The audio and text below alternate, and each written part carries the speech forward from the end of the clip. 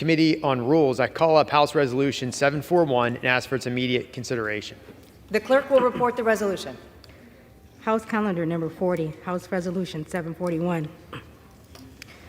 Resolved that upon adoption of this resolution, it shall be in order to consider in the House the bill, H.R. 5525, making continuing appropriations for the fiscal year 2024 and for other purposes. Of the bill are waived.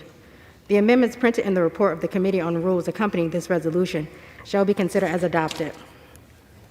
The bill as amended shall be considered as read. All points of order against provisions in the bill as amended are waived. The previous question shall be considered as order on the bill as amended and on any further amendment thereto to final passage without intervening motion except one.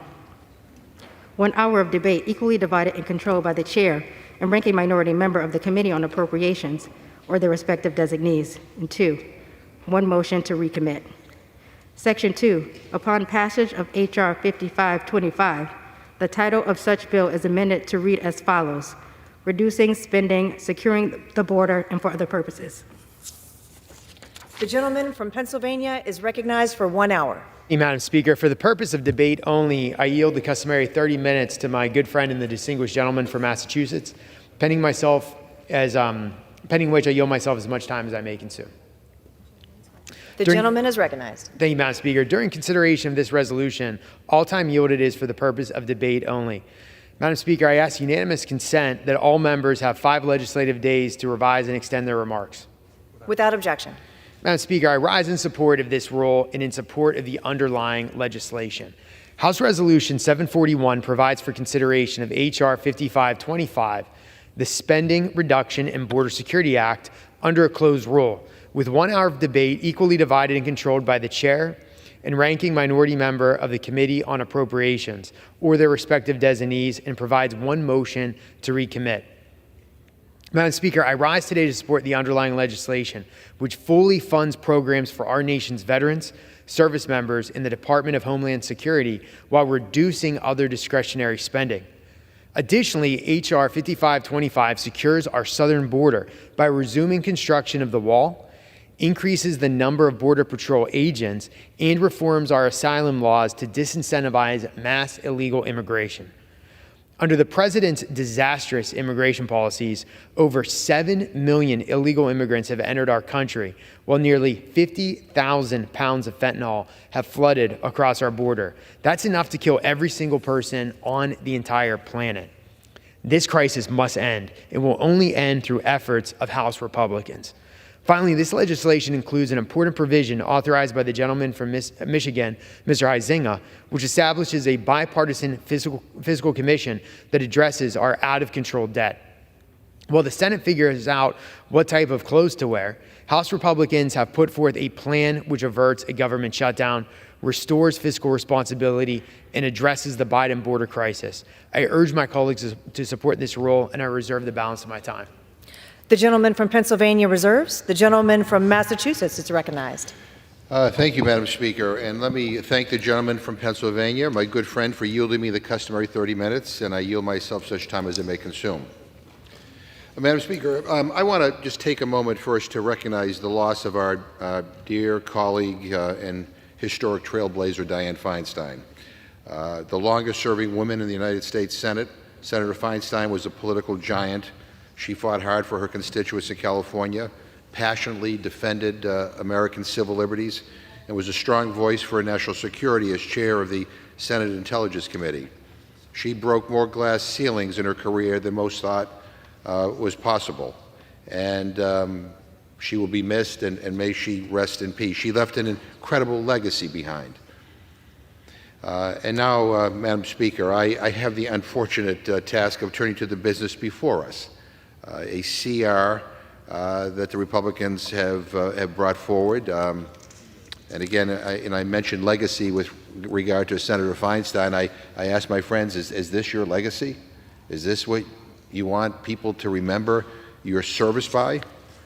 This bill that was just dropped on us a few hours ago, that really is a piece of garbage.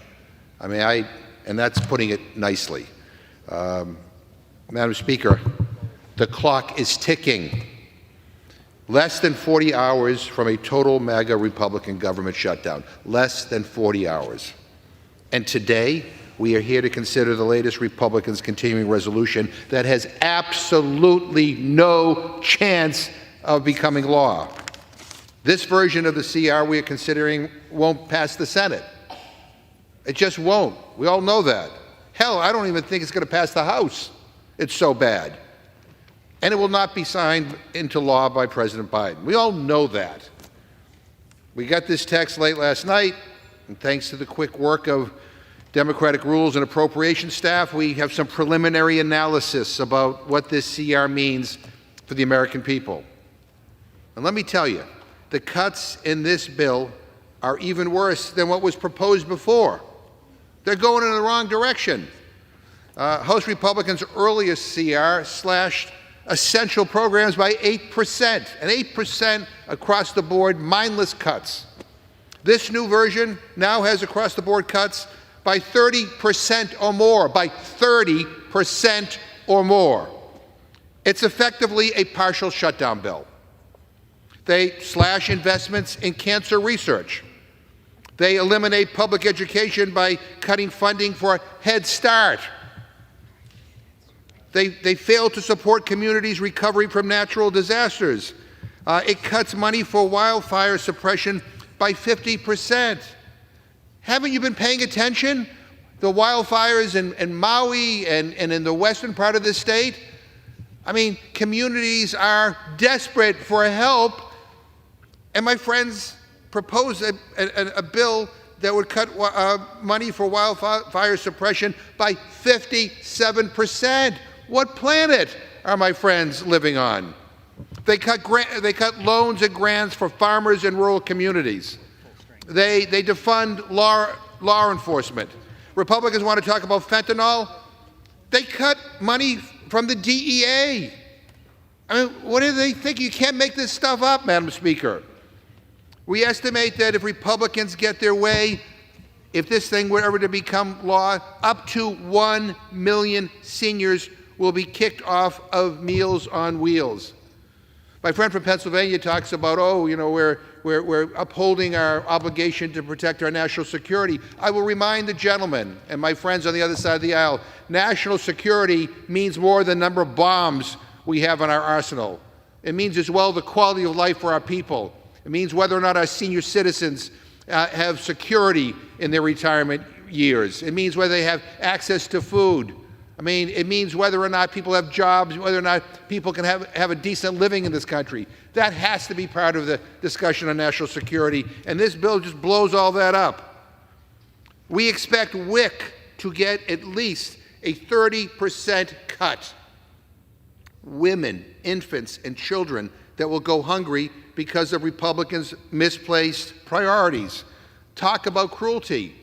In the Rules Committee, just not too long ago this morning, I asked my friends who claim that they were well-versed in all the details of this bill, how is the 30% cut in WIC? Am I understanding that accurately? Is that correct?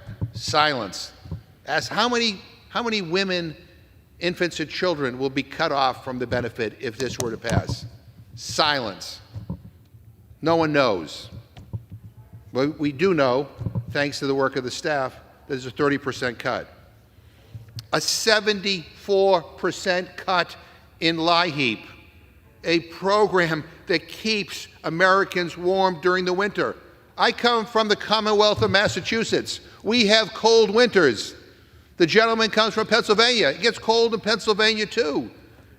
You know, winter is coming. Everybody represents constituencies that rely on this program to heat their homes. And my friends, cut it by 74%. 74%. What are my friends thinking? Give me a goddamn break. This is wrong. What are you doing? When it comes to keeping seniors warm or providing pregnant mothers and their babies food, Republicans have a problem. But the sky's the limit if it's a defense contract. Cost overruns be damned. They have no problem for tax cuts for corporations or for millionaires or billionaires, or no problem with heaping more subsidy giveaways to the fossil fuel industry. Let me just say, we do not share the same values. And this is proof of that, Madam Speaker. This is proof of that. This majority is a failure. The day Speaker McCarthy handed his gavel over to the MAGA QAnon fringe, this was the inevitable outcome. The government will shut down tomorrow. Let me repeat that. The government will shut down tomorrow. And let me say to my Republican friends, you own this. You did this. And this is just plain stupid. Stop wasting time and work with us to get this done in a bipartisan way. And I urge my colleagues on the other side of the aisle to join with us in defeating this rule. I mean, we're wasting time today. This is a total waste of time. Defeat this rule, force the Rules Committee to go back up and to come up with a rule that will allow a bipartisan bill to come before the floor. And let's end this clown show once and for all. The American people are watching. They're frustrated by all of this. And I hope that my friends on the other side of the aisle, my moderate friends on the other side of the aisle, will join us in defeating this rule. We appreciate the statements that have been made calling out the incompetence of the Republican leadership, but now I think it is time to put your votes where your quotes are. We have to stop this. Now is the time to send that message. And with that, I reserve my time. Members are reminded to refrain from the use of profanity. The gentleman from Massachusetts reserves. The gentleman from Pennsylvania is recognized. Thank you, Madam Speaker. You know, if my friend from Massachusetts is worried about energy prices in Boston, there's an easy solution. You can import liquefied natural gas from Pennsylvania, which is cheap and abundant. Unfortunately, Democrats in New England and New York have refused to build the Constitution pipeline, which would actually bring LNG into New England. So instead, people in Boston are paying higher prices from the petroleum that's coming in from tankers from, guess where? Russia. So again, just complete circular logic from my friends across the aisle. But let's talk about not only the high energy prices that the middle and working class have to pay because of Democratic policies. Let's also talk about how real wages are down. Inflation-adjusted average hourly wages were $11.39 when Biden took office. They're now at $11.04, meaning that Americans have seen a 3.1% pay cut under Biden. Now you might think, well, it's only 3.1%, but let's talk about inflation. Prices have risen 17.4% since President Biden took office. That is roughly a 20% cut. So who is really working for the middle class and looking out for the working class? It's not President Biden. You also have another crisis that was totally ignored, and that's the immigration crisis. Before I yield to my good friend from New York, let's just talk about New York. In New York, the immigration crisis has led to over 100,000 migrant arrivals in 2022, which the mayor says is destroying the city.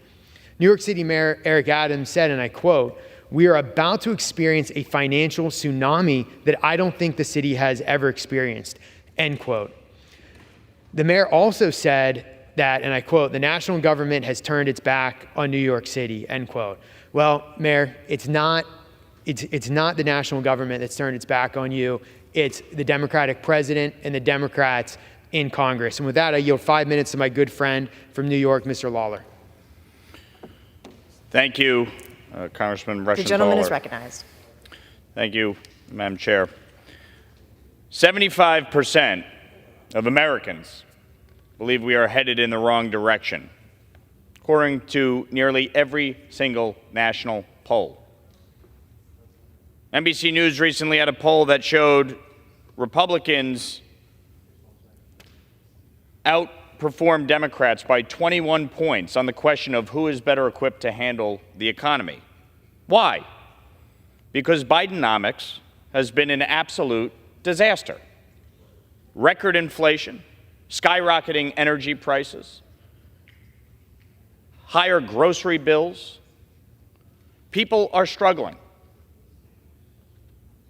This administration has increased spending by over $5 trillion in new spending in just 2 years.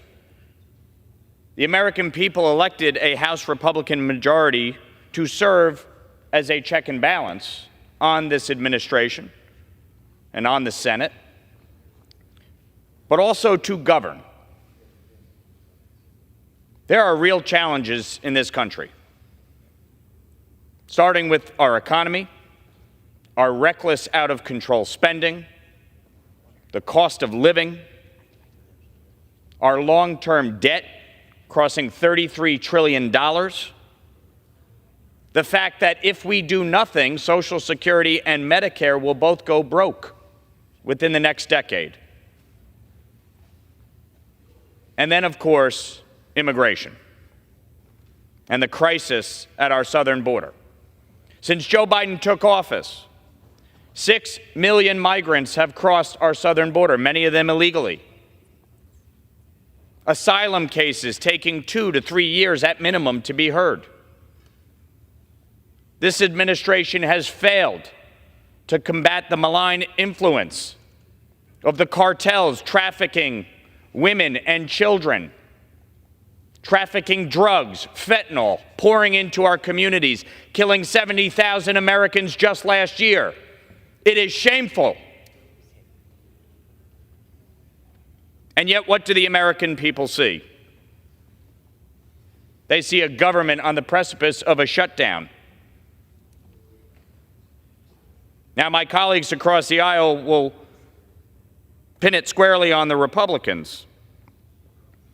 But let's be clear, through this appropriations process, we have now passed 4 appropriations bills through the House. Senator Schumer and Senate Democrats have passed exactly 0 appropriations bills through the Senate. 0. Our fiscal year ends tomorrow. So Congress has not done its work to pass these appropriations bills, either through the House or the Senate, by the September 30th deadline. And I agree with my colleagues in the House Republican majority that we need to pass single-subject appropriations bills. The committee has been doing that work. It's important work, but it takes time. It takes time to go line by line by line and break the way this place has operated for 3 decades. And we need time to complete that work. Shutting down the government will serve no purpose whatsoever. And in fact, it will tank an already fragile economy because of the Biden administration's policies. Our veterans, our seniors, our active duty military, all of the employees within the federal government hurt by a shutdown.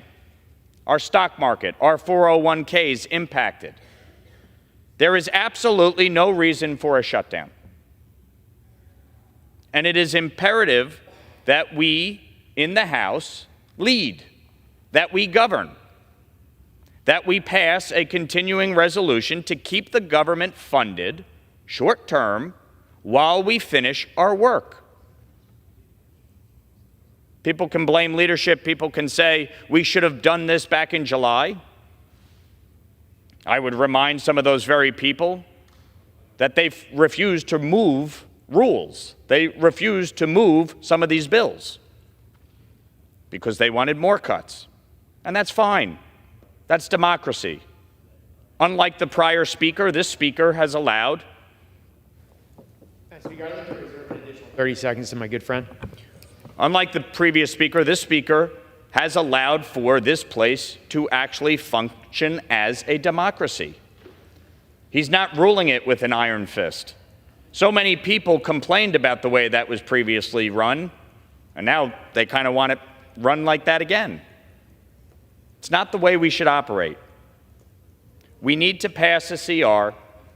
Any CR in a divided government ultimately will be bipartisan. We all know that. There's no partisan CR that's going to become law in a divided government. Gentleman's But we time has have to expired. negotiate, and we have to get to that point.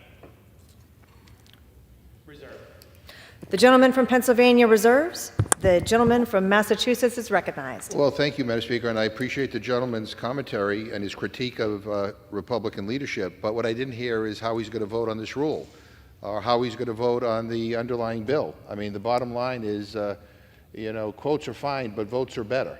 Votes are more important here. And this bill, by the way, this bill that we're talking about, guts things like LIHEAP, cuts it by 74%, which will impact people in New York, which will impact people in Pennsylvania, and all over this country. So the bottom line, Madam Speaker, is that if we want to get rid of the nonsense and get to the business of funding government in a bipartisan way, then we need to stop this now. We need to sit in a room in a bipartisan way and figure this out. That's what the United States Senate is doing. My Republican friends have never once talked to the Democratic leadership here about trying to come up with a compromise. Never once talked to our ranking members about how do we kind of come to a middle ground. It's always been their way or the highway. But by the way, it's not just their way, it's their far right-wing way, going way, way in the wrong direction. And Madam Speaker, the CR we are considering in this rule is not just shameful. It is a partisan measure. It is also, as I've said, a complete waste of time. Time we do not have. Tomorrow the government shuts down. This will not keep the government open. It will not keep it functioning for the American people. It does the opposite. It ensures a shutdown will occur. And if anybody's concerned, if anybody's opposed to a shutdown, then stand with us right now and say no to this nonsense. Madam Speaker, I'm urging that we defeat the previous question, and if we do, I will offer an amendment to the rule for swift consideration of the Senate's bipartisan continuing resolution to fund the government after they send it to the House. Once we receive the Senate CR, the chair and/or ranking member of the Appropriations Committee can call it up as a privileged question without further action from the Rules Committee. There will be 1 hour of debate, and the House will have an up or down vote on keeping the government running while full-year funding is being negotiated. We can send the bill straight to the President's desk, and during the 2013 shutdown, a Senate CR was privileged under the House rules until the Republican majority turned that off. So we aren't even at the procedural stage yet because House Republicans have failed to advance any real plan to fund the government. They would rather fight with one another than negotiate with the Senate. Some have even openly called for a government shutdown, and we've been through those quotes of Republican after Republican saying, they relish a government shutdown. But we can fix this right now. If anything deserves to be privileged for consideration on this floor, it is a bill to keep the government open. That is so vitally important, Madam Speaker. And clearly, it's time for the adults in the room to step up to the plate. We need to give Congress more time. Again, I ask my moderate friends on the other side of the aisle not to follow the fringe of their party down this path. It is my hope that some reasonable Republicans who are interested in governing will join with us in this effort. So reject this insanity of cheering on a government shutdown and abandon the sinking ship that is MAGA extremism. Moderates have a chance to say enough is enough.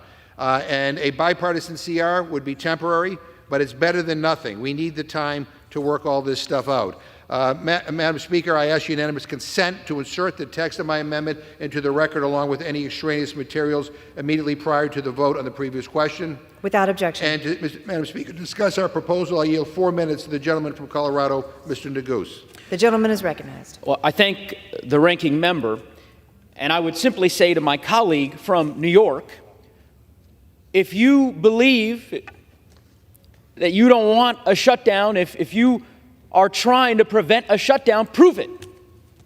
There's a simple way to prove it, Madam Speaker. Defeat the previous question so we can consider a simple amendment, an amendment that does one thing, that lets this body take an up or down vote on the bipartisan, Republican and Democratic Senate continuing resolution that is being negotiated as we speak. That's it. Gives that resolution privilege so that this House can consider it, can take that up or down vote and ensure that the government stays funded, Madam Speaker.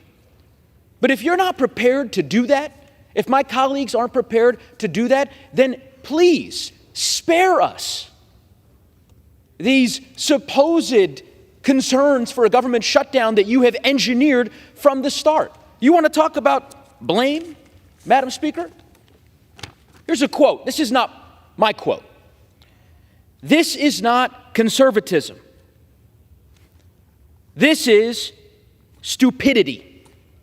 The idea that we're going to shut the government down when we don't control the Senate, when we don't control the White House, these people can't define a win. They don't know how to take yes for an answer. It's a clown show. You keep running lunatics,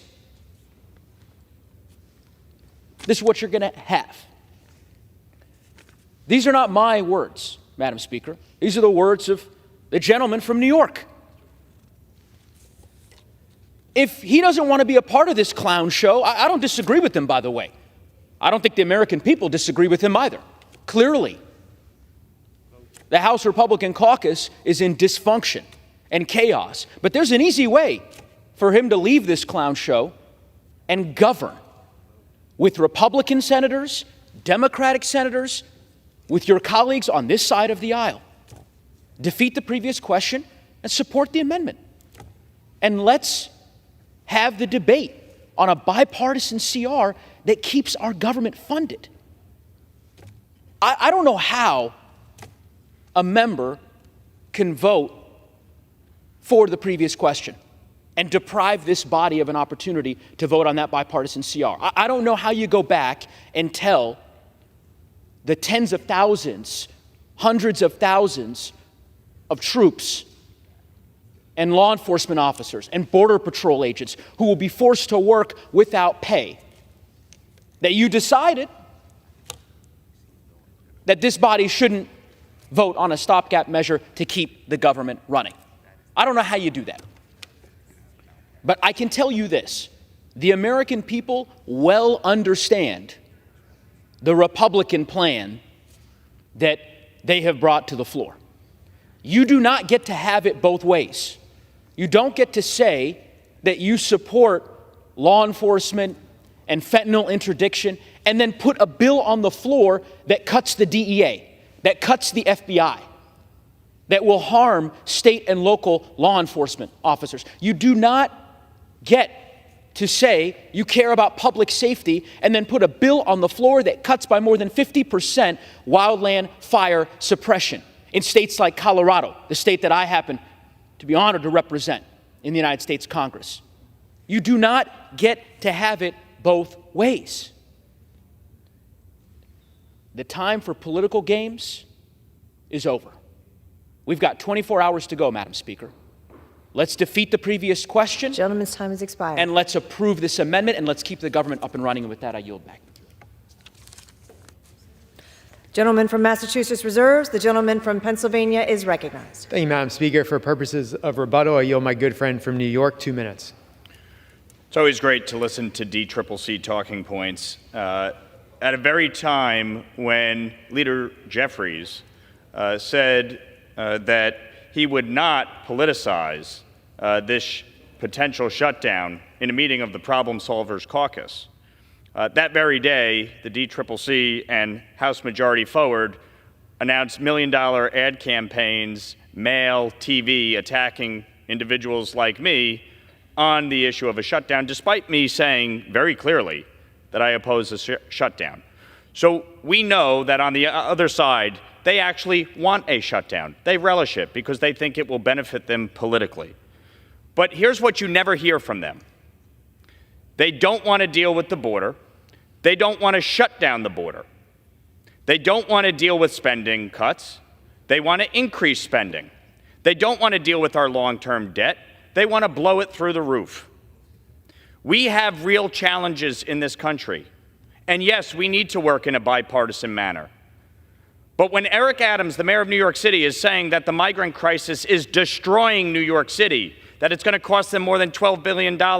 When Kathy Hochul, the governor of New York, says there's no more room at the inn despite sanctuary city policies, right to shelter, the use of taxpayer money to give free housing, health care, education, clothing, and food to illegal immigrants, and a refusal to cooperate with ICE and law enforcement, spare me your righteous indignation. None of you are willing to actually tackle the challenges. You're looking to use this as a vehicle to win back the majority. That's it. I'm actually willing to work across the aisle. I signed on to the Problem Solvers CR. Join us in that. Not a single one of you have. Members are reminded to direct their remarks to the chair. The gentleman from Pennsylvania reserves. The gentleman from Massachusetts is recognized. I wonder whether the DCCC writes the gentleman's speeches, because what the gentleman from Colorado quoted was his words in a speech. You know, talk is cheap around here. Votes are the currency of the realm in this place. And so, I mean, the choice is clear. The choice is clear, and the gentleman has made clear where he stands. I'm now happy to yield 2 minutes to the distinguished gentlewoman from Pennsylvania, a distinguished member of the Rules Committee, Ms. Scanlon.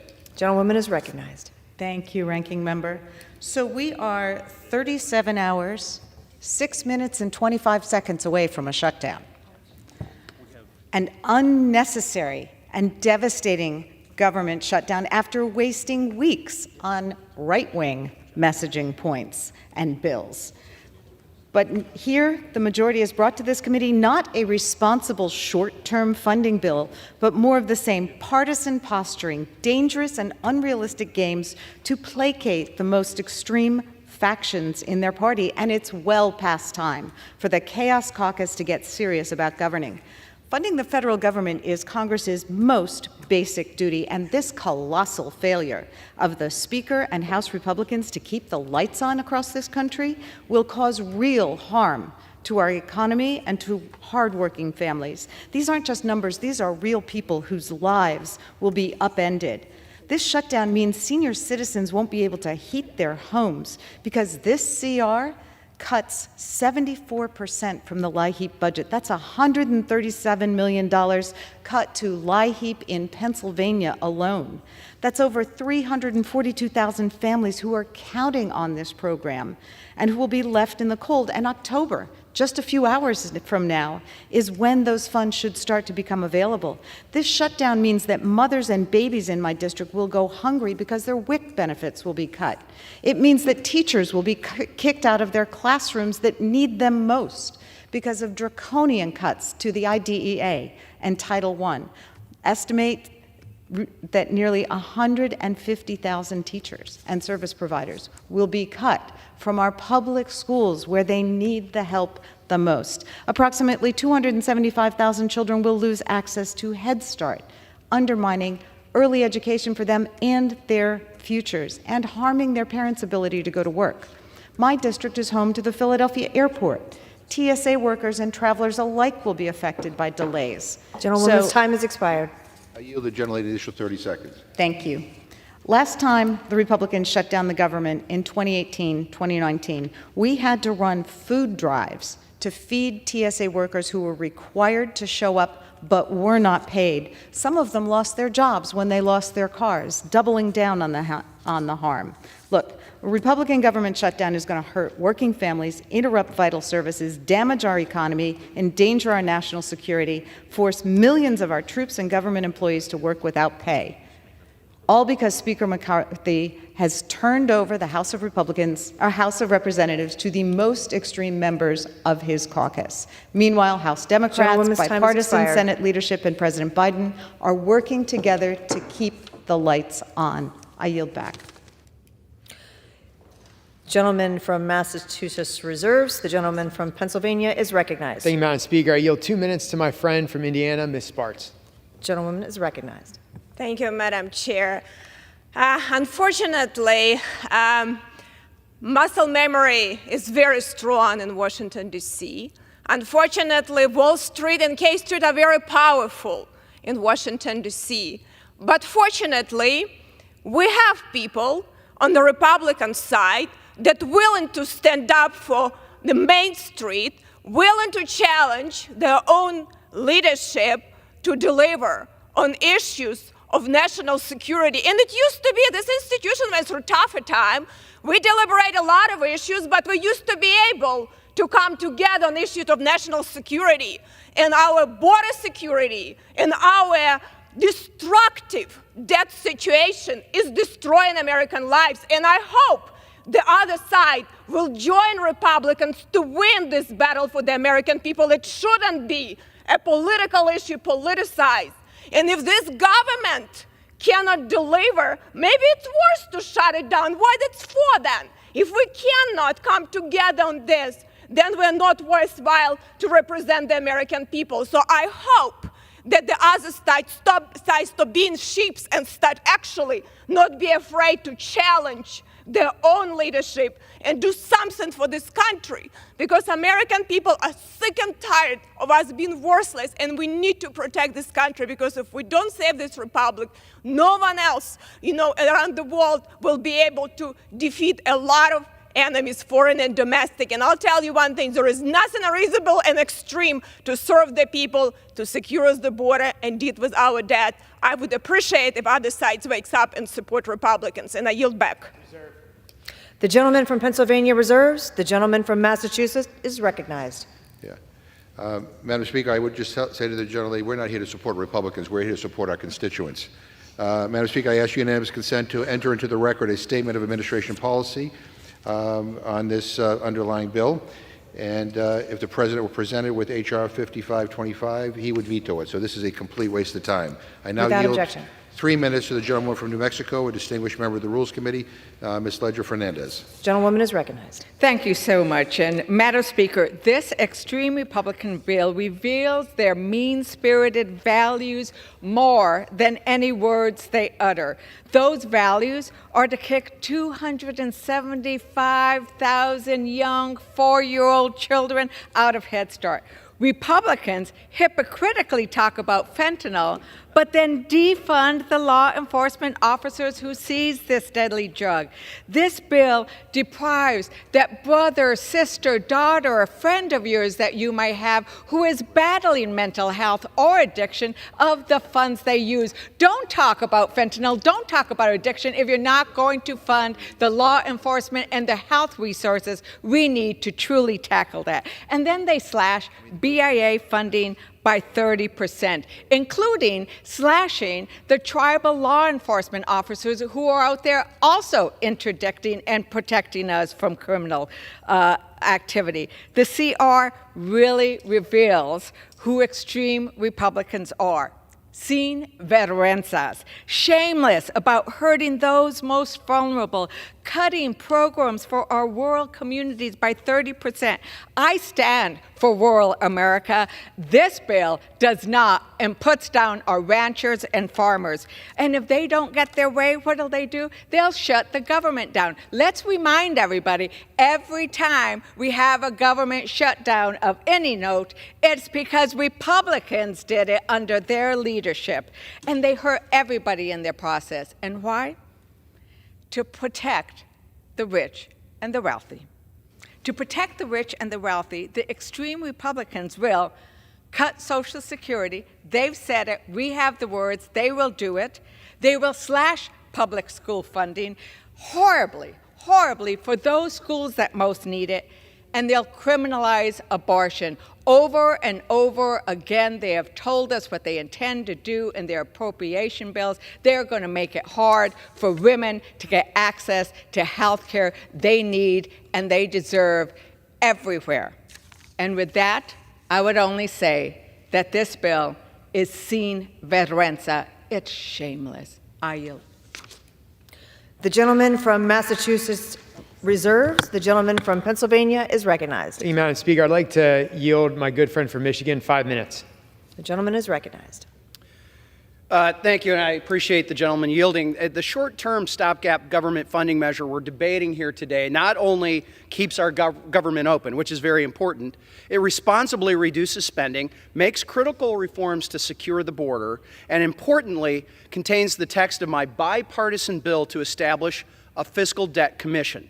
The Fiscal Commission Act of 2023, now included in this bill, will create a commission that proposes recommendations to finally tackle our nation's unsustainable debt trajectory in the medium and the long term. Furthermore, both chambers of Congress will be required, Madam Chair, to take a vote on the Commission's proposal. With this key provision, Congress can no longer kick the can down the road on the rapidly growing threat of our national debt. Given the bipartisan support of this legislation upon introduction, it is clear that both Republicans and Democrats understand that time is running out. The federal government is already spending more on interest on the national debt than it spends on children, something that my colleagues I know are very concerned about because they talk about it. The interest is already nearly more than what we spend on defense, and we are rapidly approaching a point where interest on the debt will be more than Social Security and Medicare. In building the Fiscal Commission Act of 2023, we learned from past commission mistakes and gave this legislation real teeth, practicality, urgency, and clear goals for Congress to come face to face with its massive challenge. Specifically, the commission is made up of 16 commissioners that include 12 members of Congress, as well as 4 private sector experts that are selected by leaders of both the House and the Senate. The commission is tasked with identifying policies to improve our fiscal situation in the medium term and to achieve a sustainable debt-to-GDP ratio in the long term. Importantly, it will put forward solutions to ensure the solvency of our 20-plus trust funds for decades to come. The Commission will also propose recommendations designed to balance the budget at the earliest reasonable date, including a minimum stabilizing the debt-to-GDP ratio at or below 100% within 10 years, all while addressing growth of direct spending and the gap between revenues and expenditures. The proposal will then come to Congress in the days shortly after the 2024 election, where the House and Senate must take up an up or down vote on the recommendations without amendment and without delay. I'm proud to say that joining me in the introduction of the Fiscal Commission Act of 2023, there were an even number of Republicans and Democrats. So with this inclusion that the continuing resolution before us today, I urge all my colleagues on both sides of the aisle to keep our government open this week and secure our nation's fiscal future for generations to come. And with that, I yield back to the gentleman. Reserve. The gentleman from Pennsylvania reserves. The gentleman from Massachusetts is recognized. Madam Speaker, I just remind the gentleman from Michigan that if the Republican shutdown moves forward, he has 5,607 people in his district who are federal employees who will lose their paycheck. And in the Rules Committee today, Madam Speaker, Democrats offered an amendment saying, yeah, we're happy to talk about how to keep Social Security and Medicare solvent, but we want to guarantee that we're not going to cut people's benefits. And the Republicans rejected that. So we know what this is about. This is about going after security and trying to make it solvent by cutting people's benefits, and Democrats are against that, unequivocally. Madam Speaker, I would like to yield 1.5 minutes to the gentleman from Texas, Ms. Jackson-Lee.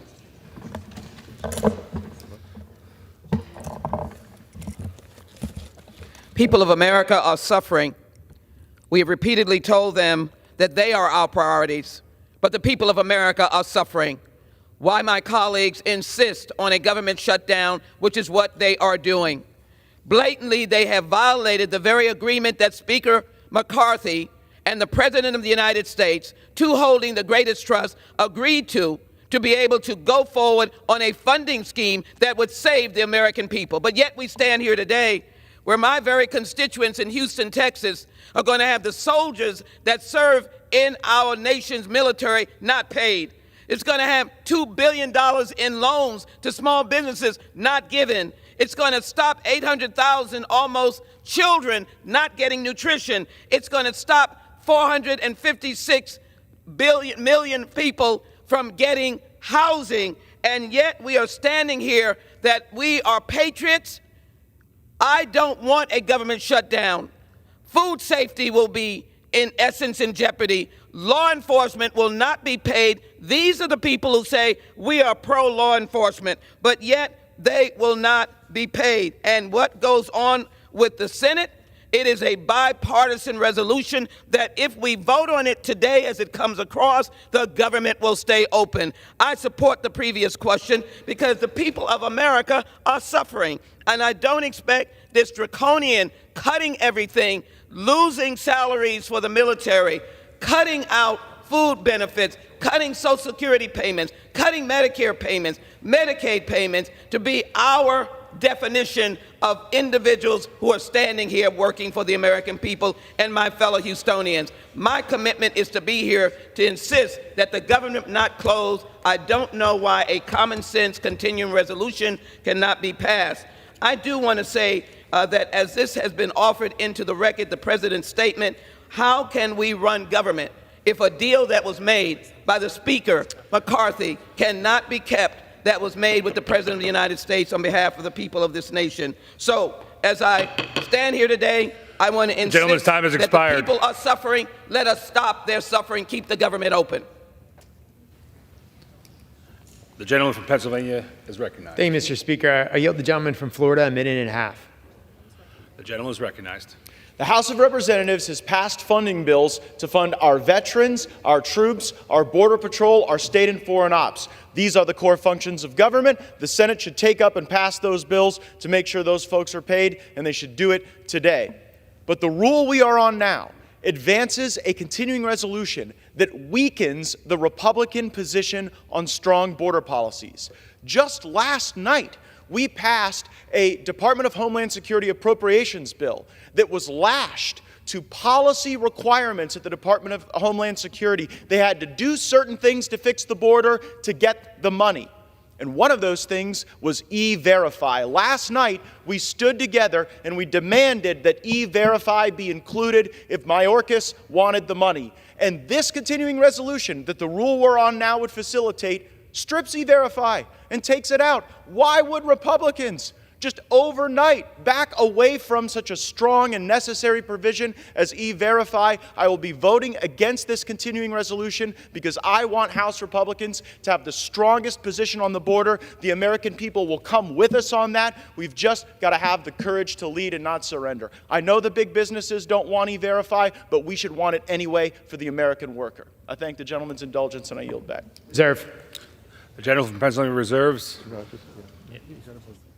The gentleman from Massachusetts is recognized. Mr. Speaker, I would just point out to the gentleman who just spoke that the Senate can't even take up the Homeland Security Appropriations Bill because the way the Republicans wrote the rule was that they're not going to send it over until the Senate passes H.R. 2 without changing a comma and the President signs it into law. So lots of luck with that. I reserve my time. The gentleman reserves. The gentleman from Pennsylvania is recognized. Let's remember that the Senate has passed 0 appropriation bills. I'd like to yield 2 minutes to my friend from Arizona, Ms. Lesko. The gentlewoman is recognized. Thank you, and thank you, Mr. Speaker. I am in support of funding the government so our military, Border Patrol officers, and other dedicated employees that are protecting our nation can continue with their job and get paid while they're doing it. I'm also in support of House Republicans pushing and demanding that the Senate secure our border by including the bill that we've already passed out of this House, H.R. 2. One of the biggest crises in our nation right now is a result of this administration's disastrous border policies. President Biden's policies have allowed 233,000 border crossings in just August of this year, compared to 50,000 3 years ago under President Trump. Biden has invited 211,000 additional migrants to fly directly into the United States from their home foreign country. Biden has accepted 263,000 additional more migrants to apply for asylum via his new Border One app. Biden has allowed 151 migrants to enter our country that are on the terrorist watch list, and that's just who we've caught. Biden has allowed migrant women and children to get raped by cartels. His policies have allowed young migrant children to be sold into sex slavery. His policies have allowed fentanyl to flood our border and kill our citizens. This has got to stop, and Republicans are here to stop it and protect our nation. House Republicans have already passed a bill to secure our border that is now sitting over in the Senate waiting to be heard. Schumer won't even bring it up for a vote. It's time for the Democrat-controlled Senate to pass our border security bill. It is time for the insanity at our southern border to end. It's time to pass this bill and pressure the Democrats in the Senate to secure the border, and I yield back. Reserve. The gentleman from Pennsylvania reserves. The gentleman from Massachusetts is Mr. Speaker, I yield 1 1/2 minutes to the gentleman from Colorado, a distinguished member of the Rules Committee, Mr. Neguse. I thank the ranking member for his indulgence. I'd be remiss to come back to the floor to simply say only in Washington can you have members who claim they want to avoid a shutdown while they take every step to shut down the government. Only in Washington can you have members who claim to support law enforcement while they promote a bill that cuts funding for law enforcement. Only in Washington can you claim that you want to secure the border while engineering a shutdown that will force Border Patrol agents to work without pay. Only in Washington can you claim that this so-called debt commission that they have designed will not harm programs like Social Security months after rolling out a plan, the Republican Study Committee in June, rolling out a plan that guts Social Security. My colleague from Pennsylvania, he's a member of that group. The gentleman who spoke earlier, who apparently has proposed this amendment from Michigan, he's a member of that group. Why don't they be honest with the American people about their plans? Because they know that the plan to cut Social Security is deeply unpopular, and yet they soldier on. 24 hours, Mr. Speaker, that's how much time we have. Defeat the previous question. Let's support the amendment to give an up or down vote on the bipartisan deal that Republicans and the Democrats have been working on. Let's keep the government up and running. Let's avert this extreme Republican government shutdown. And with that, Mr. Ranking Member, I yield back to the Mr. Speaker, I yield back to the Ranking Member. Does the gentleman from Massachusetts reserve?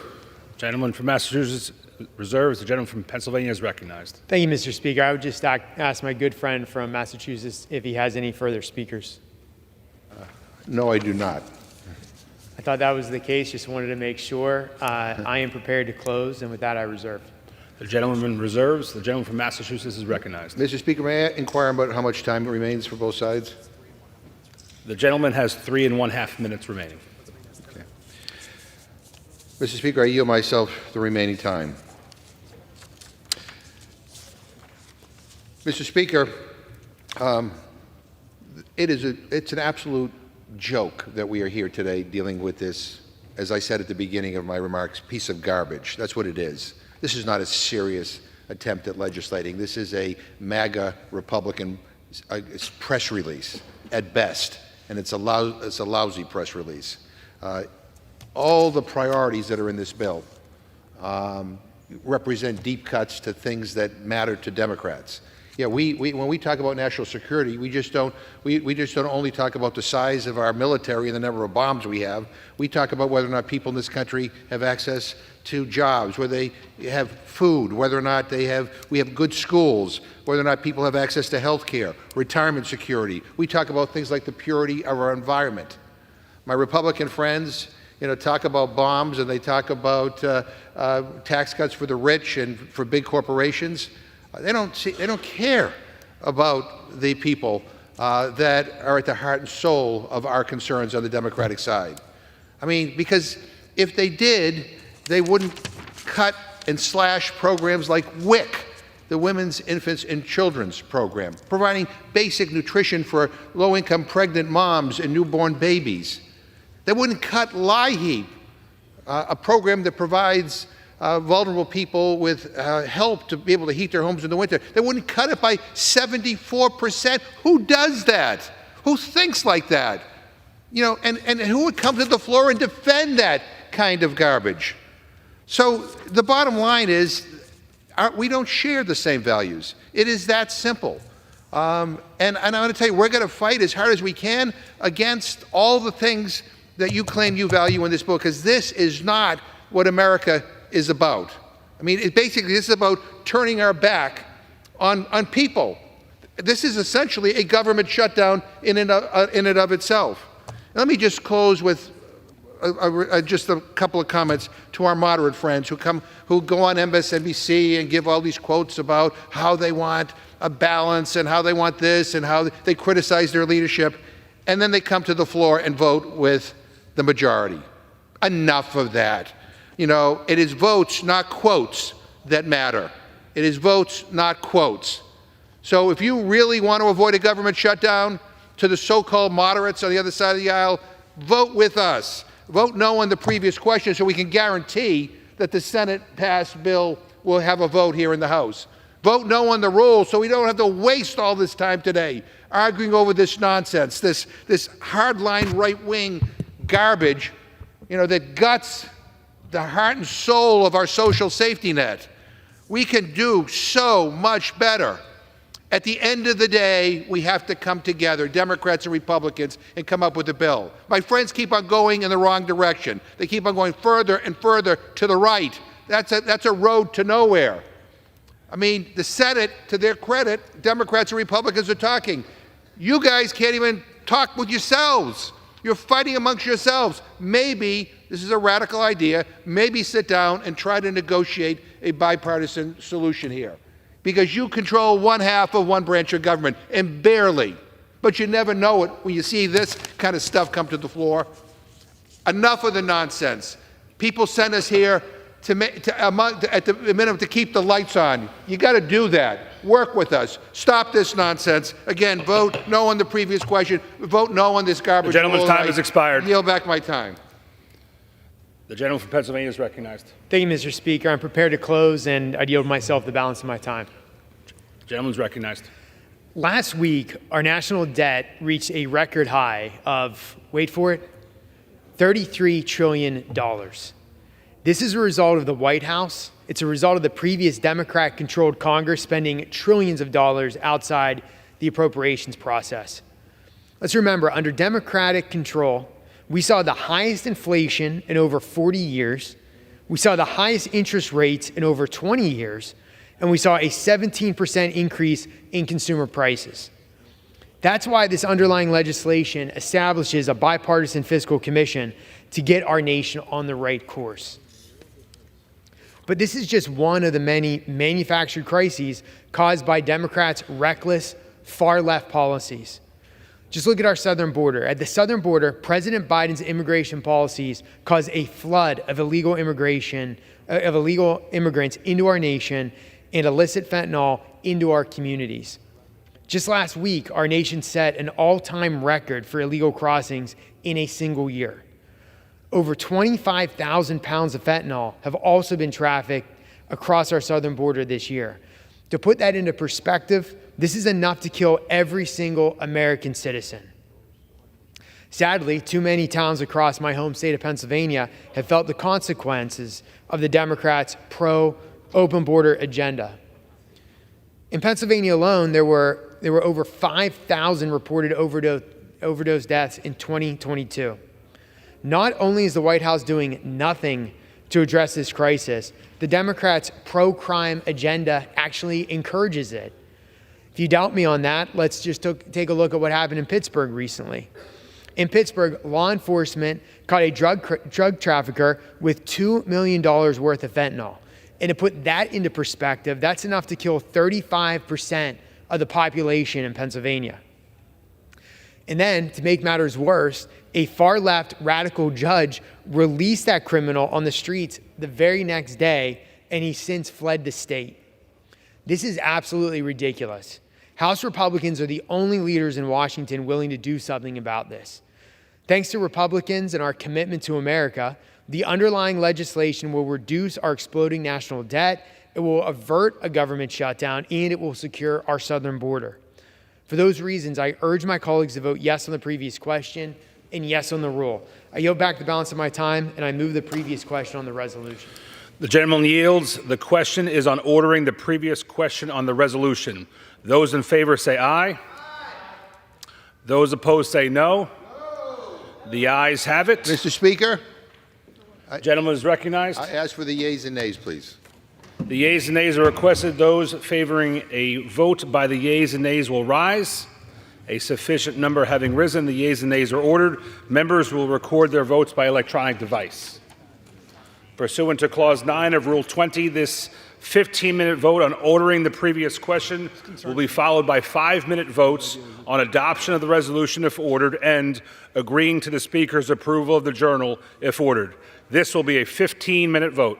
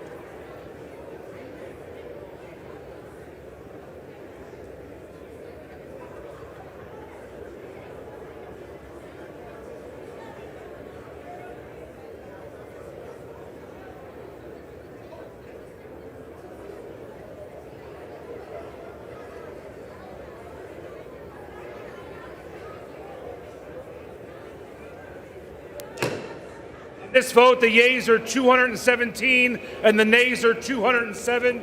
The previous question is ordered. The question is on the adoption of the resolution. Those in favor say aye. Those opposed say no. In the opinion of the chair, the ayes have it. For what purpose does the gentleman rise? I ask for a recorded vote. A recorded vote is requested. Those favoring a recorded vote will rise. A sufficient number having risen, a recorded vote is ordered. Pursuant to Clause 8 of Rule 20, further proceedings on this question are postponed. Thanks.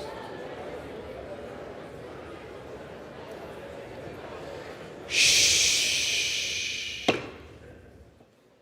The House will be in order. For what purpose does the gentlelady from California seek recognition? Mr. Speaker, I ask unanimous consent to address the House for 1 minute for the purpose. Without objection. Thank you, Mr. Speaker, for the purpose of speaking with great sadness and emotion about the loss of our great senator, our senior senator from California, Senator Dianne Feinstein. I do so, as I say, personally, as a friend, neighbor, and fellow San Franciscan. All of us do so with great pride as the great senator she has been to our state, the longest-serving woman senator from California.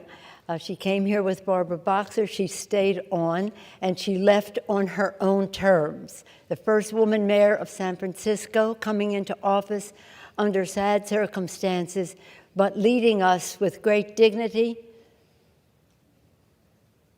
with great effectiveness, and great leadership.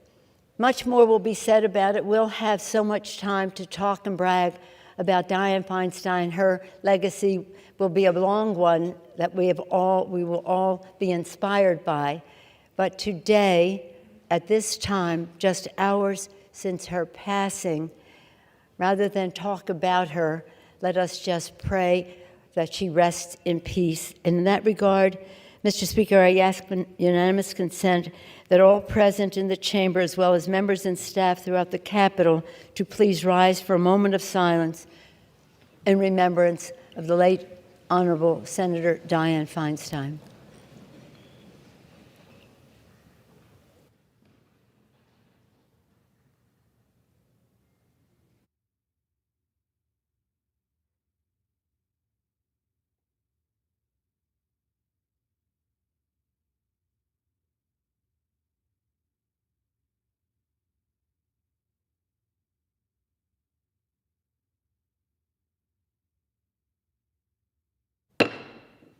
Thank you, Mr. Speaker. Thank you.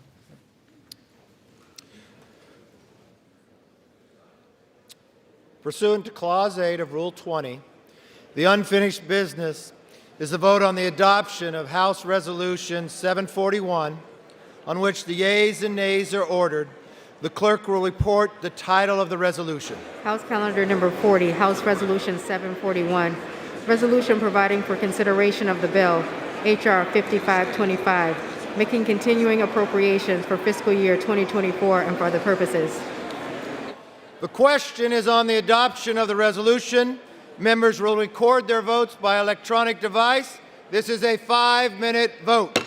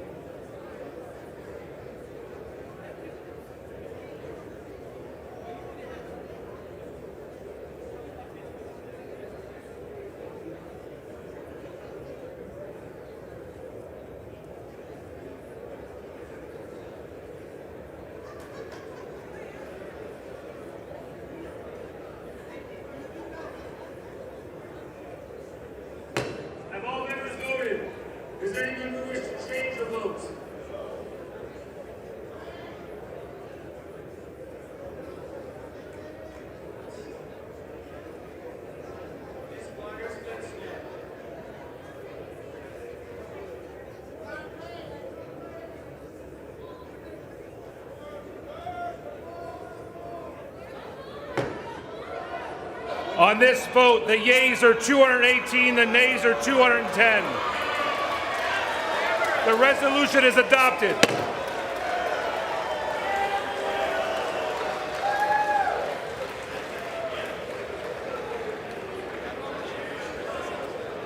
Without objection, the motion to reconsider is laid on the table.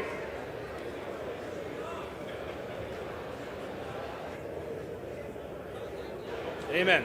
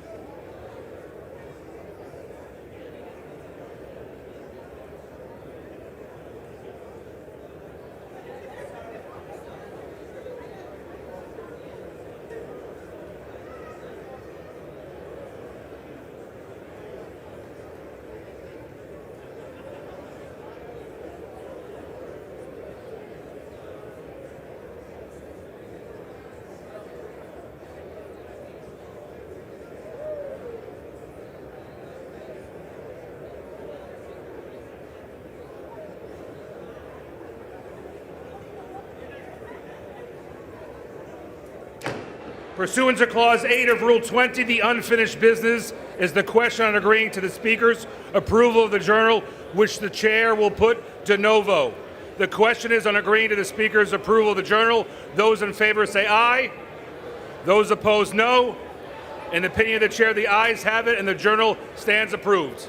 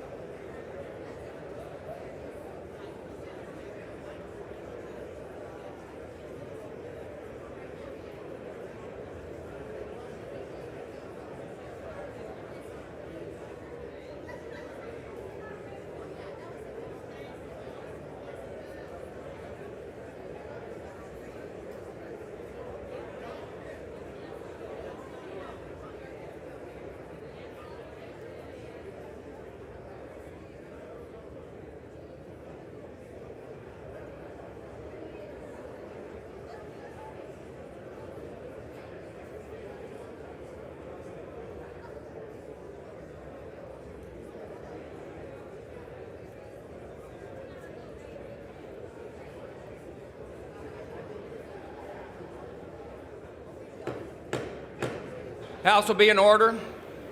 Members, please take your conversations off the floor.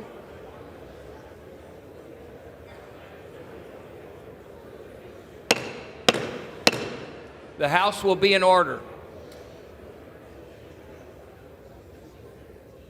Members, please take your conversations off the floor.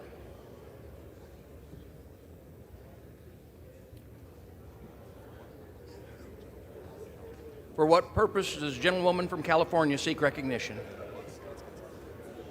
Mr. Speaker, with deep Would sympathy... the lady... The House will be in order. Please take your conversations off the floor. Thank you, Mr. Speaker. With deep condolences and sympathy to Senator Feinstein's daughter, Catherine, and her granddaughter, Eileen, and the entire Feinstein family, I offer a privileged bereavement resolution and ask for its immediate consideration. Before the clerk reads, please, this is a resolution that is vitally important and should be heard.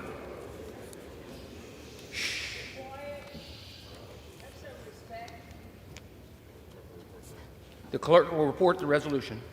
House Resolution 742, resolved that the House has heard with profound sorrow of the death of the Honorable Diane Goldman Berman Feinstein, a senator from the state of California.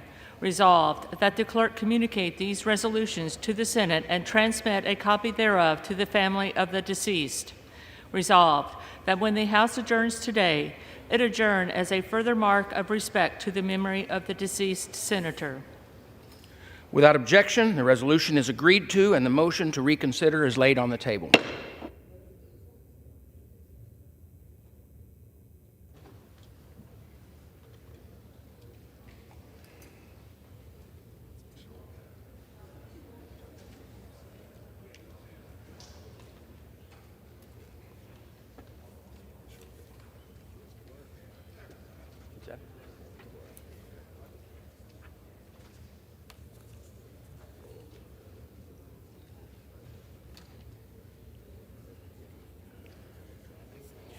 For what purpose does the gentleman from Florida, Mr. Diaz-Balart, seek recognition? Resolution 741. I call up the bill H.R. 5525 and ask for its immediate consideration in the House. The clerk will report the title of the bill. H.R. 5525, a bill making continuing appropriations for fiscal year 2024 and for other purposes. Pursuant to House Resolution 741, the amendments printed in the House Report 118 to 230 are adopted, and the bill as amended is considered read. The bill shall be debated for 1 hour, equally divided and controlled by the chair and ranking member, a minority member of the Committee on Appropriations or their respective designees. The gentleman from Florida, Mr. Diaz-Balart, and the gentlewoman from Connecticut, Mr. Lauro, each will control 30 minutes. The chair recognizes the gentleman from Florida. Mr. Speaker, thank you very much. I ask unanimous consent that all members have 5 legislative days to revise and extend their remarks and include extraneous materials on the measure under consideration. Without objection. Thank you, Mr. Speaker. I am proud to speak on the Spending Reduction and Border Security Act of 2024. As we all know, the most basic duty that Congress has and must complete every year is that constitutional power of Congress to fund the federal government. This bill, Mr. Speaker, will provide funding to keep our government open until October 31st.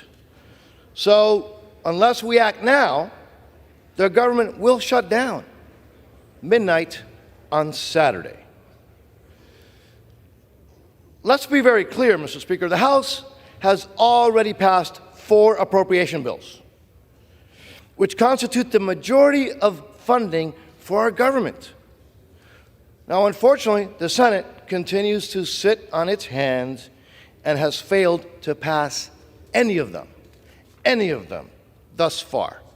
And unfortunately, it's something that we've seen time and time again from our friends across this building.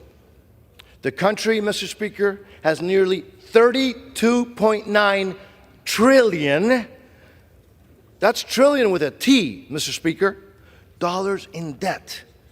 And our deficit this year is $1.9 trillion.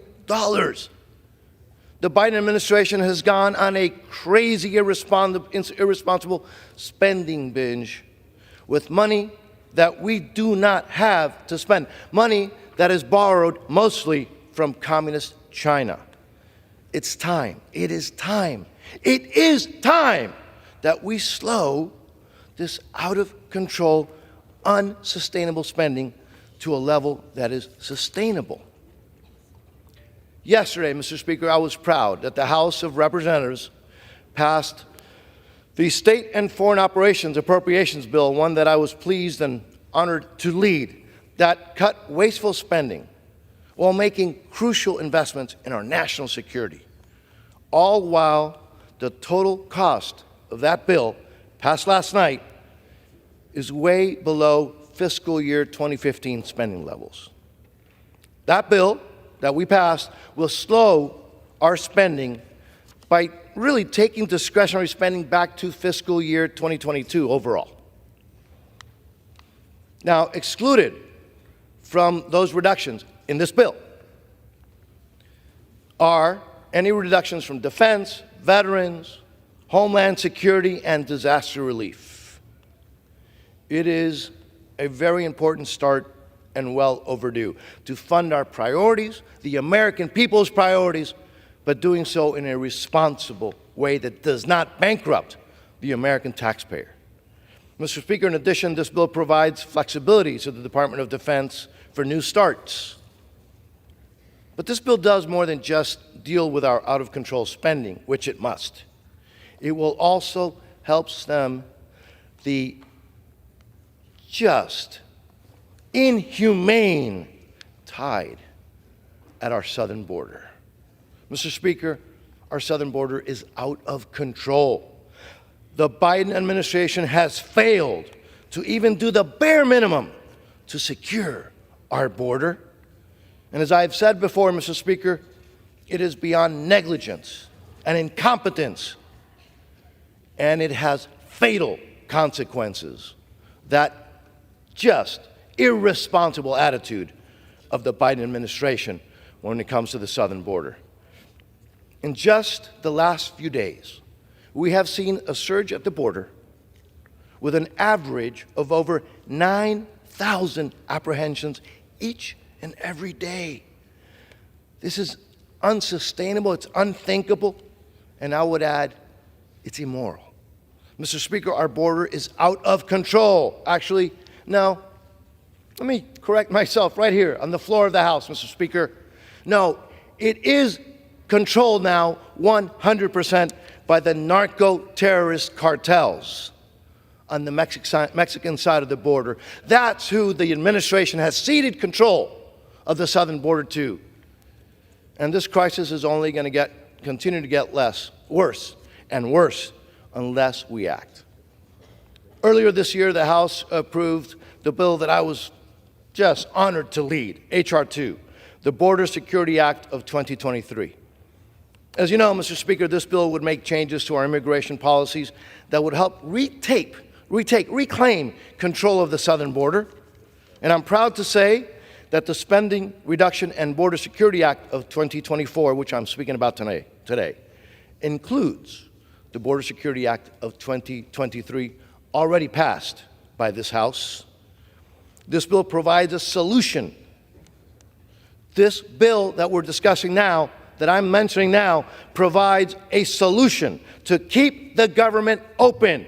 This bill keeps the government open, and it restrains the growth of government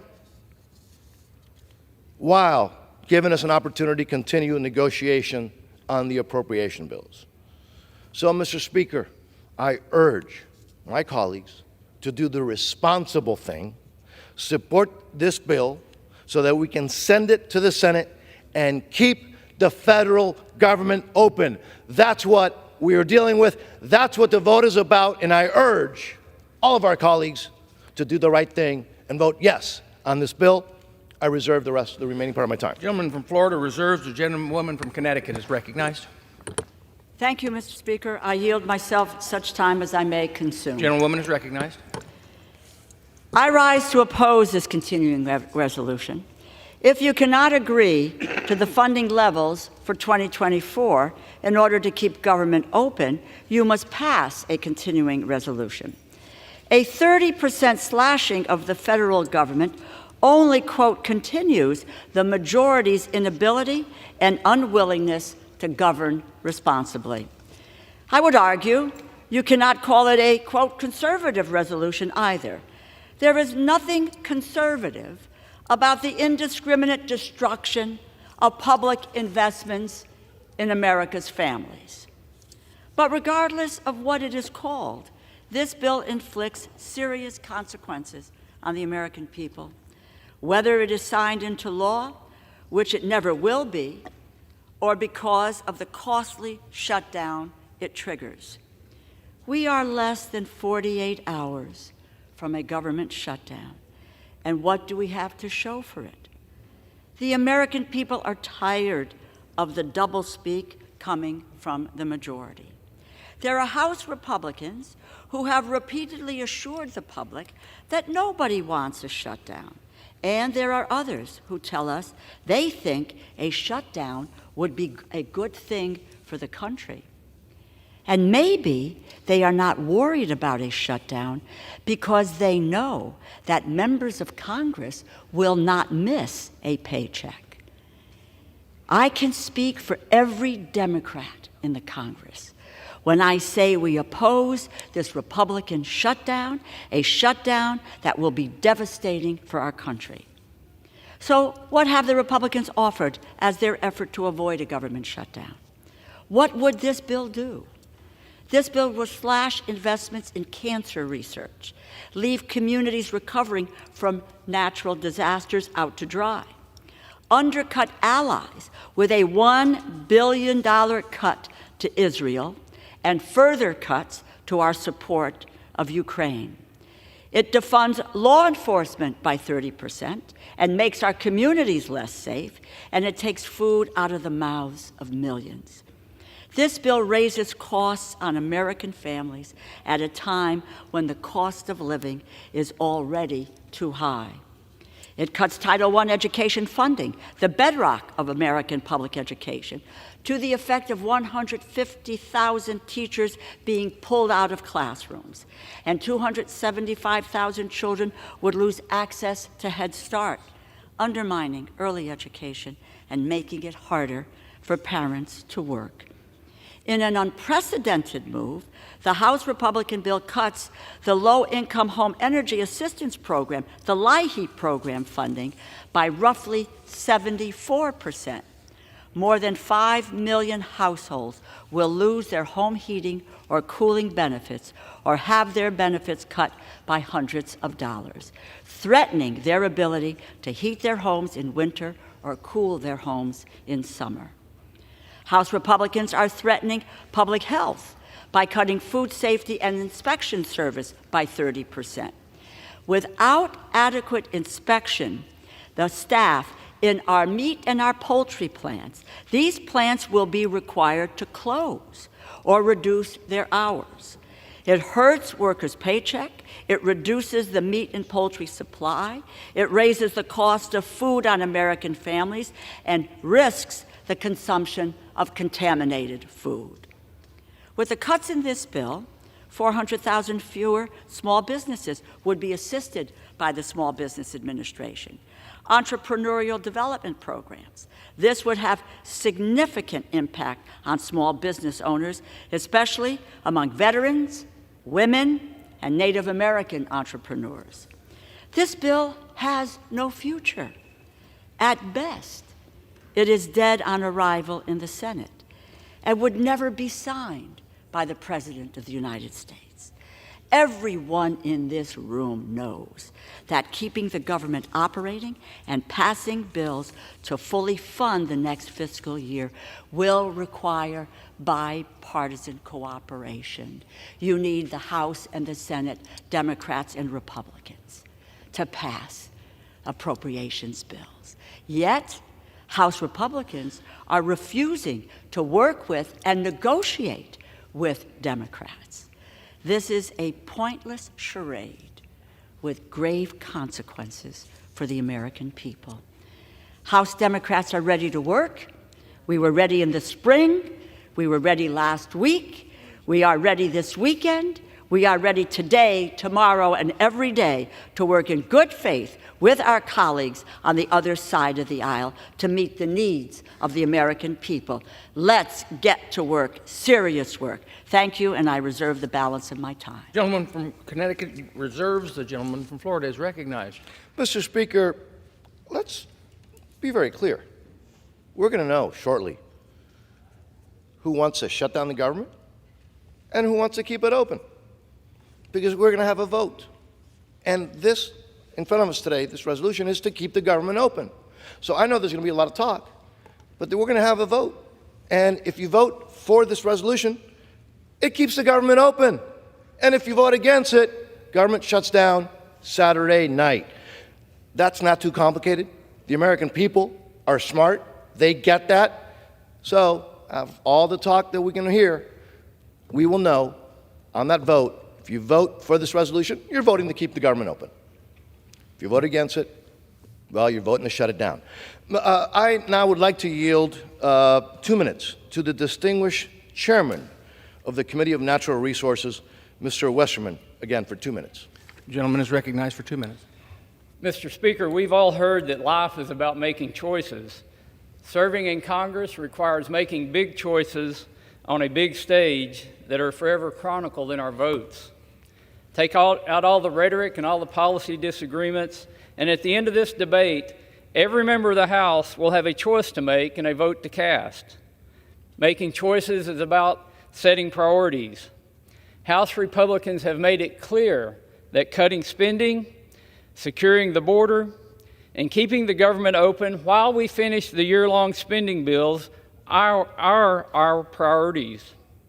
It's no secret, based on previous actions, that my friends across the aisle prioritize out-of-control spending and an open border. I anticipate their priorities will outweigh their desire to keep the government open. That's their choice. Since President Biden took office, our debt has skyrocketed. Inflation is strangling our citizens. Thousands of pounds of fentanyl and millions of illegal immigrants, including more than 150 on the terror watch list, have poured over our southern border and into our communities. This immigration crisis is so bad that the Biden administration has resorted to building migrant shelters in our national parks and waiving environmental laws to do it. This has to stop. The choices are clear. The conservative solution will avoid a government shutdown, secure our borders, and will keep us on track to restore fiscal sanity. A vote against this bill, let me be clear, a vote against this bill is a vote to continue down the path of out-of-control spending, to keep our borders open, and to shut down the government. I've made my choice to vote yes, and I encourage others to do the same, and I yield back. The gentleman yields back. The gentleman from Florida reserves. I reserve. Thank you, sir. The gentlewoman from Connecticut is recognized. I'll just take 1 second to tell the gentleman from Arkansas that with this bill, you will cut 1,460 teachers from your district, and almost 46,000 households will be terminated with their low-income energy assistance benefits. With that, let me yield 2 minutes to the gentlewoman from Florida, the distinguished ranking member of the Military Construction and Veterans Affairs Subcommittee, Ms. Wasserman Schultz. How long? 2 minutes, I'm sorry. The gentlewoman is recognized for 2 minutes. I thank the gentlewoman for yielding. Thank you, Mr. Speaker. And I rise in opposition to this so-called CR, which is a MAGA gift basket to far-right extremists. Let's first address the reality. The gutting cuts in this bill Do not continue current funding like we've historically done in continuing resolutions. Instead, this so-called CR slashes cancer and Alzheimer's research, defunds the police, undercuts allies like Israel and Ukraine. Republicans claim to care about our borders, but this invites more immigration problems. Instead of giving migrants a path to work and pay taxes, it leaves them to languish in substandard private prisons. This grab bag of budgetary garbage stands no chance of becoming law and just slingshots into a shutdown in 36 hours. A shutdown that harms everyone, from seniors and service members to this nation's most vulnerable and its very security. It snarls small business loans and trade, delays home loans, and could force federal contractors into layoffs. It's a MAGA recipe for more chaos and inflation, and my home state of Florida will feel it first. The longer it drags, the deeper the airport lines will get as TSA agents and air traffic controllers go without pay and passport processing slows down. Worse, it actually makes our military serve without pay. Don't forget, in the 2019 GOP shutdown, they forced Coast Guard members into food banks. That does not make America stronger. Instead of making communities less safe and handcuffing FEMA's recovery responsiveness, which this CR does, why don't Republicans join Democrats to fight Big Pharma and keep lowering drug prices like insulin? Instead of a shutdown that closes Social Security field offices, which this CR does, and takes food from the mouths of children, why won't Republicans join Democrats to bolster education, healthcare, and climate investments like Americans want? Why? Because MAGA extremists don't want to make life better for all Americans. They want to inflict pain on their own leadership, on our government, and on the American people. Why? Because it covers up their lack of an agenda, it excites their base, and throws gas on their bonfires of distraction and chaos. America deserves better than that, and so does this institution. I yield back the balance of my time. Gentlewoman, time has expired. The gentlewoman from Connecticut reserves. Yes. The gentleman from Florida is recognized. Thank you, Mr. Speaker. It's a privilege to yield to the gentleman from Texas, the chairman of the Committee on the Budget, Mr. Arrington, for 2 minutes. The gentleman from Texas is recognized. Mr. Speaker, policies have consequences. Over the last 2 years, we've seen a string of self-inflicted crises because of the policies of my Democrat colleagues and this president. Let me give you 2 examples. $11 trillion over 2 years from my Democrat colleagues, $6 trillion of which went to the national debt, all of which lit the fuse on this inflation firestorm, this cost of living crisis that is punishing working families from coast to coast. We've got to stop the spending that's bankrupting this great country of ours.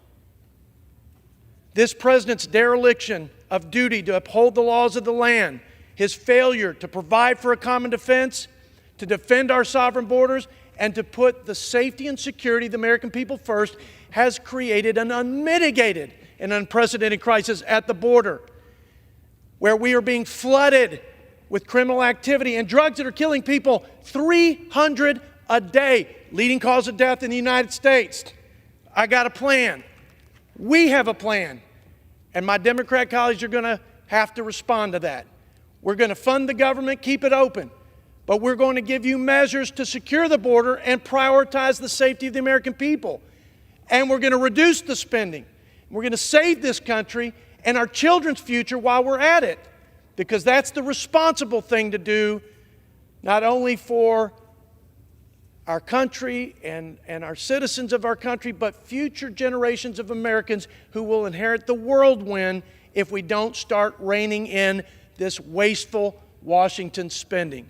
So I rise in support of the Republican funding bill, and I ask my colleagues to do the same. The gentleman yields back. The gentleman from Florida reserves. The gentlewoman from Connecticut is recognized. I would just like to take a few seconds here to let the gentleman from Texas know that the state of Texas will lose almost 14,000 teachers. It's going to be really tough to explain that to families when their children do not have a teacher in the classroom. In addition to that, almost 77,000 Texans will lose their low-income energy assistance benefits or have those benefits cut. It's going to be a tough time for folks come the cooler months or the warmer months for them to take advantage of this. So I think people need to be mindful of the consequences of a 30% cut, or in the case of LIHEAP, a 74% cut that they are proposing here today. That, Mr. Speaker, I yield 2 minutes to the gentlewoman from Illinois, Mrs. Ramirez. The gentlewoman from Illinois is recognized for 2 minutes. Thank you, Ranking Member, and thank you, Speaker. I cannot believe that I'm standing here again, having to remind my colleagues that we are a nation of immigrants. But you know what? I'm going to come to this podium each time my Republican colleagues have amnesia about where their families come from or try to scapegoat the immigrant community. Introducing a continuing resolution that cuts services and deports unaccompanied children, ending asylum and jailing families, betrays a truth about my colleagues. They are more willing to scapegoat and sacrifice the well-being of immigrants, children that they say they care so much, babies that they say they care so much about, veterans, the elderly, and people experiencing poverty, that they are to do the hard work of owning up to their failures, their hypocrisy, their ineffective leadership.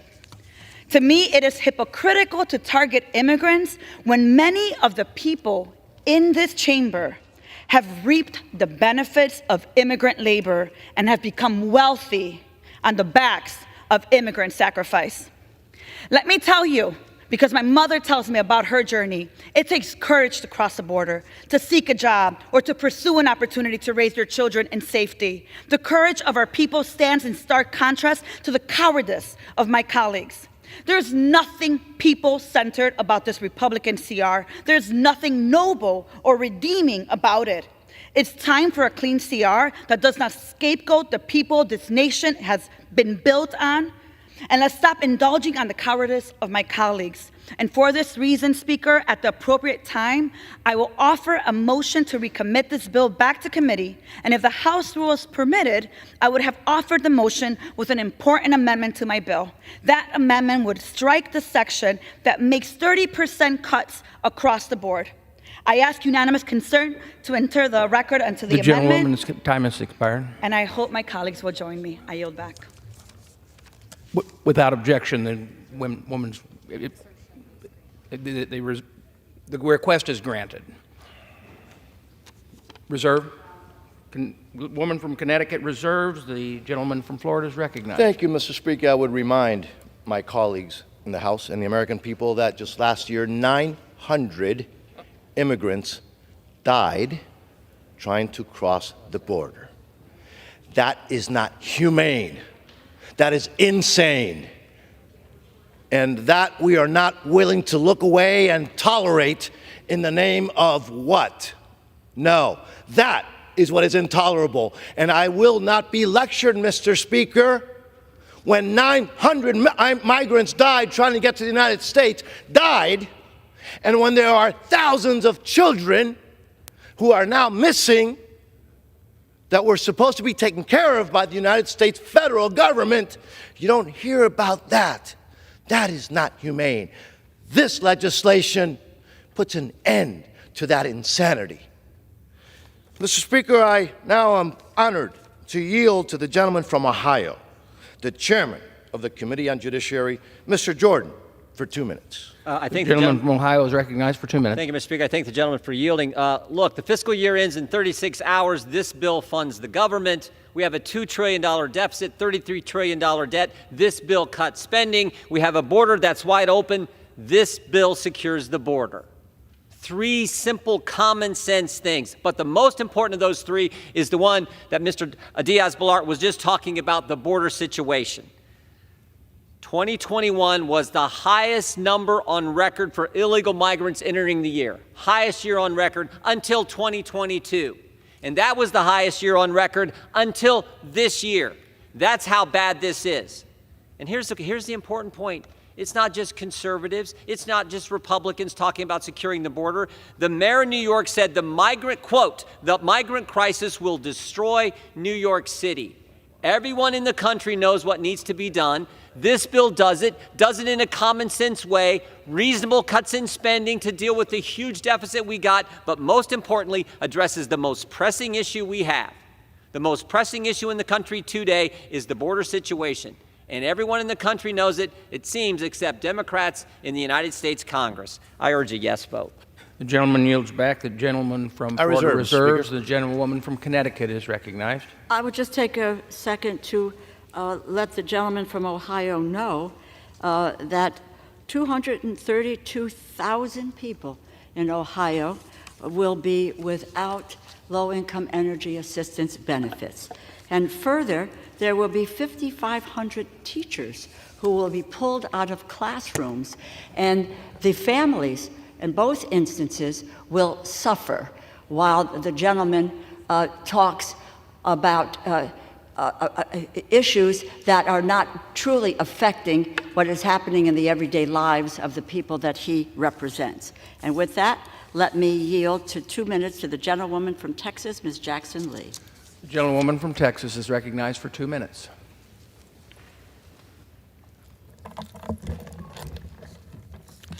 Let me take a moment to offer my deepest sympathy to the people of California, her family, and the people of this nation for the passing of Senator Feinstein. This is a serious moment in history. This is a serious moment for patriots and persons courageous enough to do the right thing. I started out this morning by saying it will be the American people that will suffer, but it'll be my neighbors in Houston and my fellow Texans. We have a solution, and I think it should be very clearly stated. What my friends on the other side of the aisle are arguing, they're arguing chaos and confusion. They're arguing no solution. They're shouting from the top of their lungs to be heard and to generate excitement and social media. But we have a very calm solution. The Senate has voted 77-19 to put forward a reasoned extension, keeping the funding as it is, making sure our military is being paid, not cutting off women and children from supplemental nutrition. These are infants we're talking about. And taking care of communities like the firefighters in the West who are suffering after fighting fires and other natural disasters. They have a CR. It will come here. It has a privileged status. That status will allow us to vote.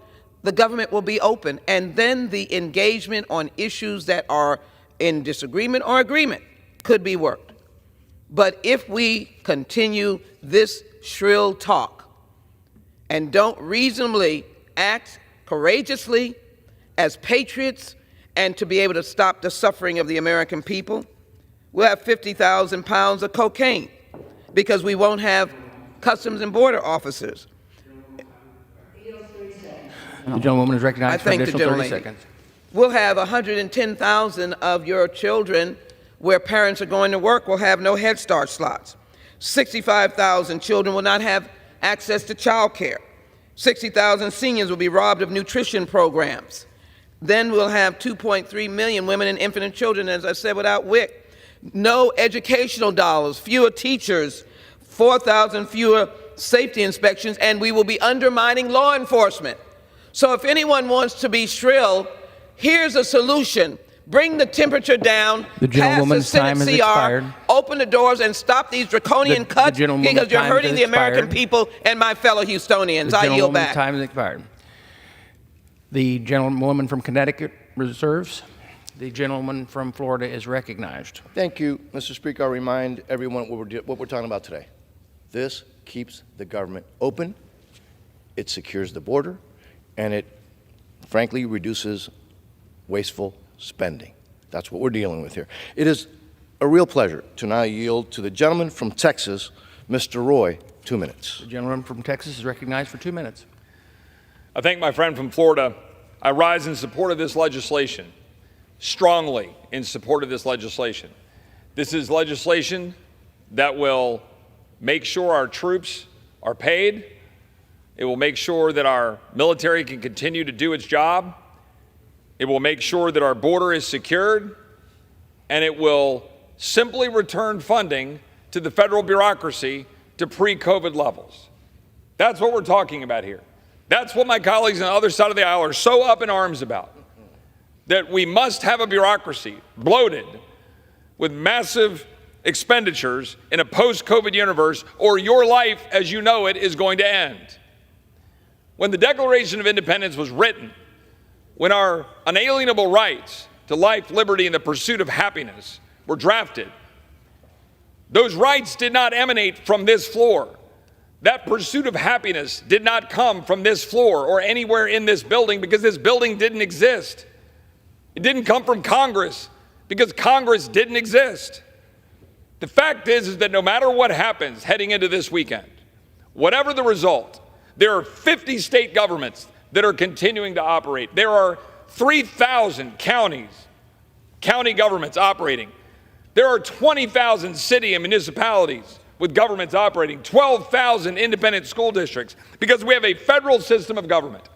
And we are supposed to take care of ourselves and our families and our communities. We are not supposed to bankrupt our country and to devalue the dollar and to drive up inflation such that the American people can no longer afford to live. And that is what my colleagues on the other side of the aisle are doing with blank checks, with more borrowing, more taxing, more spending, destroying the future of this country. That stops now. We stand up on this side of the aisle for sanity and a secure border. I support this legislation, and I yield back. Gentleman yields back. I reserve, Mr. Speaker. Gentleman from Florida reserves. The gentlewoman from Connecticut is recognized.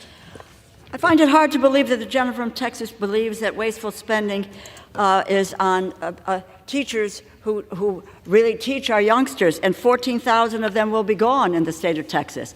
I find it hard to believe that it's wasteful spending to deal with 77,000 people who will lose their LIHEAP benefits. Is that wasteful spending for people to have either heat or cooled, or kids being taught in school? Let's talk about wasteful spending and the tax cuts my colleagues on the other side of the aisle are willing to give the richest 1/10% of the people in this country and the richest corporations, and tax cheats, I might add, as well. I yield 2 minutes to the gentleman from New York, the distinguished ranking member of the Legislative Branch Committee, Mr. Espaillat. The gentleman from New York is recognized for 2 minutes. Thank you, Mr. Speaker. Madam Chair, I ran a strong opposition to H.R. 5525, the so-called Spending Reduction and Border Security Act. You want border security, Mr. Speaker? Let's do comprehensive immigration reform. Let's do it the way Ronald Reagan did it. Back in the day when he looked at everybody, all the families, and allowed them in so they can work and contribute to our economy. This is a reprehensible and unreasonable spending bill that slashes critical resources from working class families. House Republicans are defunding law enforcement. The so-called party of public safety is now defunding law enforcement. So if something is happening in your district, if something is happening in your neighborhood, and you call the police and they're late, blame these cuts on law enforcement. Their response time will be impacted dramatically. Social Security offices will be closing. Yes, I've seen the lines going around the block with seniors as early as 6 o'clock in the morning. Guess what? They will be closing and taking food out of children's mouth and families' mouth, impacting Title I schools with poverty levels unseen before poverty levels, and Title III students, English language learners, and taking thousands upon thousands of teachers out of the classroom. Is this the way to avoid a shutdown? This is a way to hurt families, working class families, middle class families that depend on these vital programs, Mr. Speaker, to survive and move forward. Nearly 150,000 teachers and service providers will be removed from the classroom, serving low-income students and students with disability. In addition to that, approximately 275,000 kids will lose access to Head Start. Head Start, the only surviving Gentleman's time program has from the expired. 60s The that gives gentleman's a time Head has Start to expired. children, will be cut. Mr. Speaker, I yield back. The gentleman yields back. The gentlewoman from Connecticut reserves. The gentleman from Florida is recognized. Thank you, Mr. Speaker. Now it's a privilege to yield to not only a friend, but a neighbor of my district in the great state of Florida, Mr. Donalds, for 2 minutes. The gentleman from Florida is recognized for 2 minutes. Thank you, Mr. Speaker. $2 trillion deficit, $33 trillion in debt, and Washington just wants to continue to grow. 20% inflation year over year, crippling every family in our country, and 8% mortgage rates, squeezing our real estate market. And Washington just wants to grow and grow. Our cities are overrun with migrants because of the reckless policies of the President of the United States, and fentanyl is killing 85,000 Americans year over year. And the congressional Democrats refuse to secure the border. Mr. Speaker, enough is enough.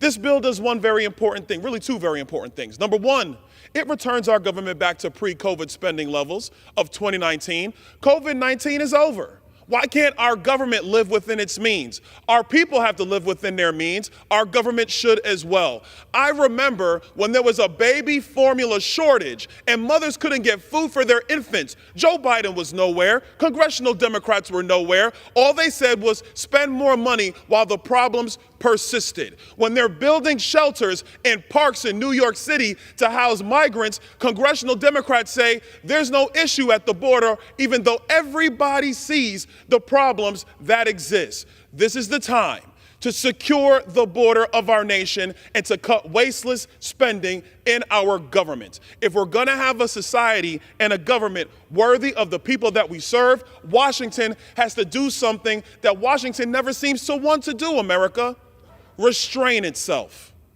We have a fundamental obligation to secure this nation and to secure the people that we all serve. Coming out here talking about what's going to happen with WIC is not going to solve the problem. Talking about the fiscal health of this nation is going to solve the problem. Our national debt has been downgraded twice now. The Democrats want to spend more money. Support this measure. I yield back. Gentleman yields back. The gentleman from Florida reserves. I reserve, Mr. Speaker. The gentlewoman from Connecticut is recognized. To both the gentlemen of Florida, 8,500 teachers gone. Think about the kids who are going to school and there's no teacher for them. Think about folks who need to heat or cool their homes. We're looking at 36,000 households that will be without those benefits. Do they really care about those folks? Probably not. And as someone, as a Democrat, who took the lead on the infant formula crisis, I don't know where my colleague was during that crisis, and called to attention a company that knowingly sold tainted product and wound up killing 3 or 4 people. I don't know where he was during that effort. I know where I was, and I know where the administration was. Let me provide 2 minutes to the gentleman from Mississippi, the distinguished ranking member of the Homeland Security Committee, Mr. Thompson. The gentleman from Mississippi is recognized for 2 minutes. Thank you very much, Mr. Speaker, and I thank the gentlelady from Connecticut for the time. I rise today in strong opposition to H.R.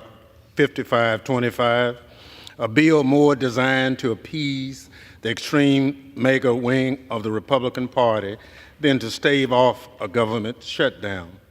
With just hours remaining before our nation is thrust into an unnecessary shutdown, the House is being forced to waste time on a measure that would impose draconian cuts to vital federal programs and compel the enactment of H.R. 2, the Child Deportation Act. When we considered H.R. 2 in May, I called it a cruel, extreme, unworkable immigration and border security measure. Time has not been kind to the bill.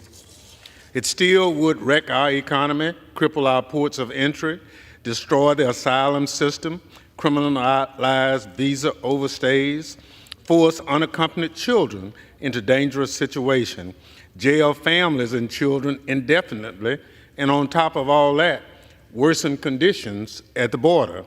The Child Deportation Act would upend CBP's ability to process migrants at ports of entry and bar funding to humanitarian organizations that provide shelter, transportation, and legal assistance to children and families fleeing horrific conditions. Moreover, it does nothing to stem the deadly flow of fentanyl into the United States. The Senate will not take up H.R. 5525, and it will never go to the President's desk. The House must come together today and stop coddling extreme mega members looking to get former President Trump's failed, illegal, and immoral policies enacted into law. I urge my colleagues to join me in defeating H.R. 5525 and call upon the Speaker to have the House consider time has expired. the Senate's bipartisan continuing Gentleman's time has resolution. expired.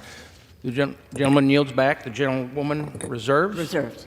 And the gentleman from Florida is recognized. Thank you, Mr. Speaker. It's a privilege now to yield to the gentleman from Arizona, whose life story symbolizes what the American dream is all about, a member of the Appropriations Committee, Mr. Siscomani, for 2 minutes. The gentleman from Arizona is recognized for 2 minutes. I want to thank my friend Mario Diaz-Balart for yielding. Thank you, sir.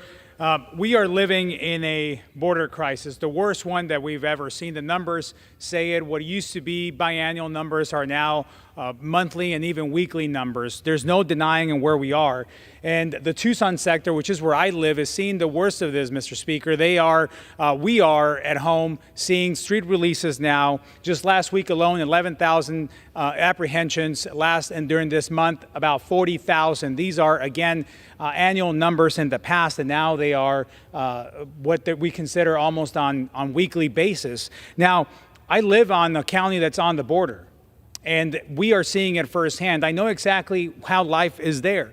As Mario Diaz-Balart, my good friend from Florida, mentioned, I'm an immigrant myself. I know the journey. I became a U.S. citizen in 2006 and became a U.S. congressman in 2022, 16 years later. I know this country is a country of opportunity, and I get why people want to come here. However, this administration has allowed the cartels to run amok and handle the border and abuse people as they're trying to do so. Our local communities are suffering because of that. They are the ones carrying the burden. We have a cry for help from both sides of the aisle. I hear from mayors that are Democrats, mayors that are Republicans. Doesn't matter the party. They are all being impacted the same way. And this administration has not prioritized this crisis. And I have to tell you, living on the border, I understand what I call the three buckets. We can talk about immigration, we can talk about trade and commerce, and we can talk about security. And all three are suffering right now because of the lack of attention on this issue. And it's also a humanitarian problem. When this administration has lost track of 85,000 minors, it's nothing short than the humanitarian crisis as well. And not even that will make him wake up to this. This is the worst time to be on the verge of a shutdown in less than 48 hours. We cannot shut down. We have to do what we can to protect our border and keep our government funded. And with that, I yield back. Thank you. Gentleman yields back. The gentleman from Florida. Yes. May I inquire, sir, how much time is remaining? That's 10 minutes. Thank you. And the gentlewoman, half. Thank you. I would reserve now. Gentleman reserves. The gentlewoman from Connecticut is recognized. Let me remind the gentleman from Arizona that there will be 6,300 households in Arizona who will be without the low-income energy assistance benefits. And these are not numbers. These are people and what's happening in their lives. And how we are making it more difficult at a time when there's serious inflation, when there is, in fact, a high cost of living. My colleagues on the other side of the aisle are only adding and increasing to that high cost of living. I might also remind the gentleman from Arizona that we are looking at about 2,800 teachers. Now, again, these are just not a number. Children go to school. If there is no teacher to teach them, what is the result? What happens to parents when they find out that there are teachers gone? And now there is a teaching shortage. This will make it even worse. That is the result of the cuts that my colleagues on the other side of the aisle want to make. It's there, it's in black and white. You can't make up the numbers. With that, I'm proud to be able to yield 2 minutes to the gentlewoman from Michigan, Ms. Tlaib. The gentlewoman from Michigan is recognized for 2 minutes. Thank you so much, Ranking Member DeLauro. There are human beings behind every single number that we talk about, but folks want to debate policy and different kinds of extremist agenda items when they're in charge. They can have committee hearings, deal with it separately. But right now, we are literally hours away from direct impact on children and families and even federal workers, many of which are living paycheck by paycheck. A government shutdown will harm the American people. That should be at the center of the urgency that needs to be met in this chamber as we move forward. I know in Michigan, I'm going to see 207,000 women and children to lose WIC program that provides nutrition assistance, and literally 120,000 of them are directly children. I still remember, Mr. Chair, in 2019, there was a shutdown for 35 days. Colleagues were wondering why the federal workers were in food bank lines. Why can't they get loans, one of them said. What are you talking about? These are federal workers that you're expecting for a whole month where living majority Americans, not just federal employees, are living paycheck by paycheck. And you're expecting them to pay their rent, get food on the table, all the utilities which continue to go up, but hey, let's go ahead and cut LAHEAP by 75%. Republicans' priorities in this chamber is clear: starve, evict families living in poverty, and cut people from essential services. But they don't care. You don't care because they're going to continue to get paid. Y'all are going to continue to get paid while your residents are being impacted. And if I hear one more time you lying to the American people and saying that federal employees are going to get paid, they're not. They're going to be forced to work with no pay, especially those on military bases, especially those that, again, are on the front lines that cannot just sit at home while you all fight amongst each other. It's time for Republicans to stop playing these games with the American people's lives. They know this is an extremist bill. Many of them know that it's not going to go anywhere. The American people, Mr. Chair, deserves better.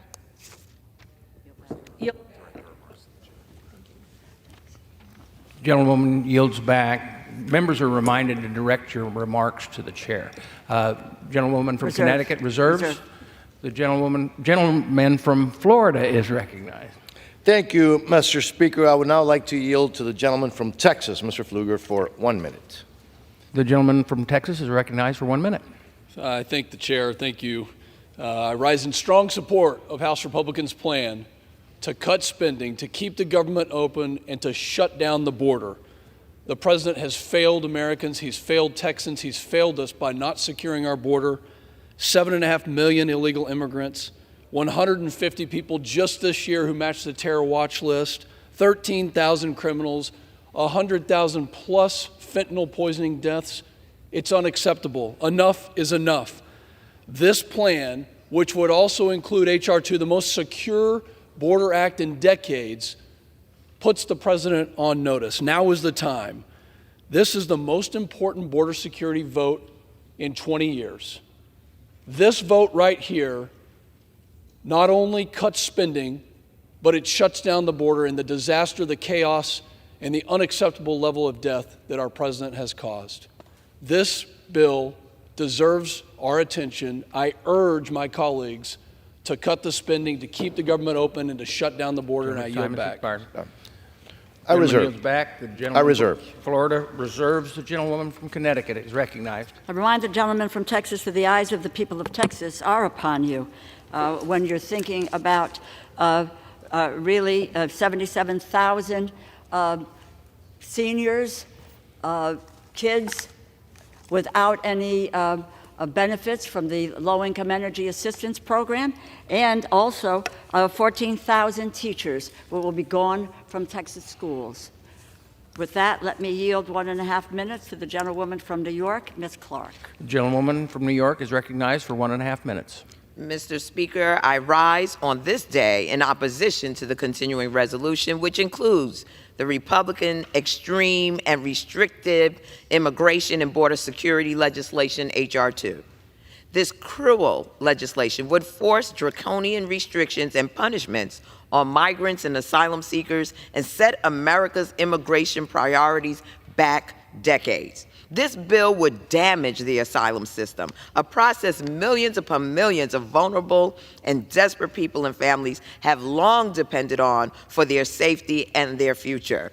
Instead of putting forth legislation that can pass the Senate and avert a government shutdown, extreme Republicans would rather hold an economy and border security hostage, throwing millions of lives into a tailspin. Let's be clear, any bill that would allow vulnerable migrant children to be inhumanely detained by Border Patrol for up to a month, to be ripped from their families and locked up from the world is unacceptable, and it is fundamentally un-American. To treat innocent people who are looking for a better life in our nation with such contempt, such vitriol, such callousness, while also putting American families vulnerable to put food on their tables, that's not leadership, it's called cowardice. Every American, no matter how long their families have called this country their own, should be outraged at the GOP embracing the Trump administration's failed and immoral border policies to keep the government open. Time has expired. I yield back the balance of my yields time. back. The gentlewoman from Connecticut reserve. reserves. The gentleman from Florida is recognized. Thank you, Mr. Speaker. I now yield to the gentleman from South Dakota, an author of this bill, Mr. Johnson, for 2 minutes. And the amount of time you're 2 minutes, Mr. The gentleman is recognized for 2 minutes. Mr. Speaker, as you know, so often around here we vote on half measures, narrow bills that at best address one issue in only a modest way. This is not that bill. This is an opportunity in one vote to shut the border, to keep the government open, and to reduce spending.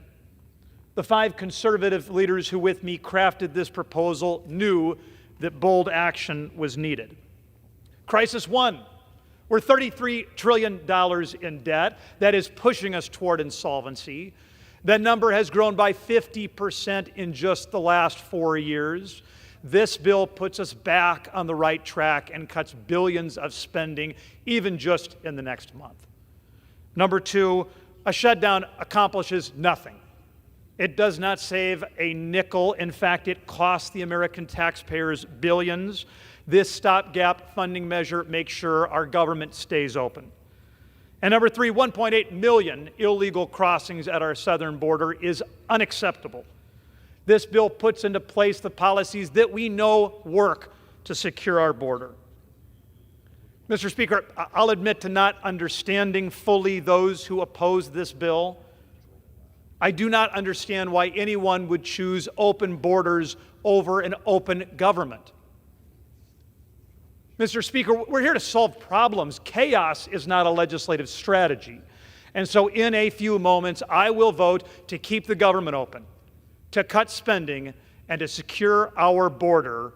I urge my colleagues to do the same, and I yield. Gentleman yields back. Mr. Speaker, I reserve. The gentleman from Florida reserves. The gentlewoman from Connecticut is recognized. It's almost laughable to think about chaos. I think the majority has demonstrated overwhelmingly in the last several days, but the last several months, that an unwillingness to govern, an inability to govern, and chaos, general chaos here. And it's interesting, the gentleman from South Dakota, where last I understood, a little bit like the Northeast in New England, where it gets cold. It gets cold in the wintertime in South Dakota. But the gentleman is happy to see 24,000 individuals not get energy assistance, low-income heating assistance.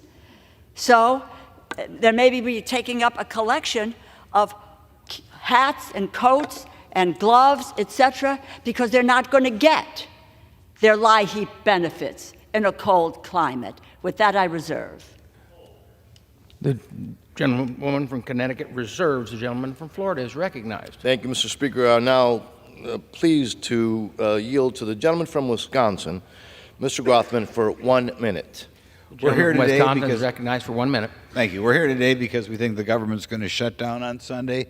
That's because there's supposed to be 12 separate bills that comprise our budget that were supposed to be passed by now. We have passed the 4 most important. Unfortunately, the Senate has not passed any, so we have to move forward from here. We don't know what the shutdown means. I hope the press is on the ball and pays careful attention.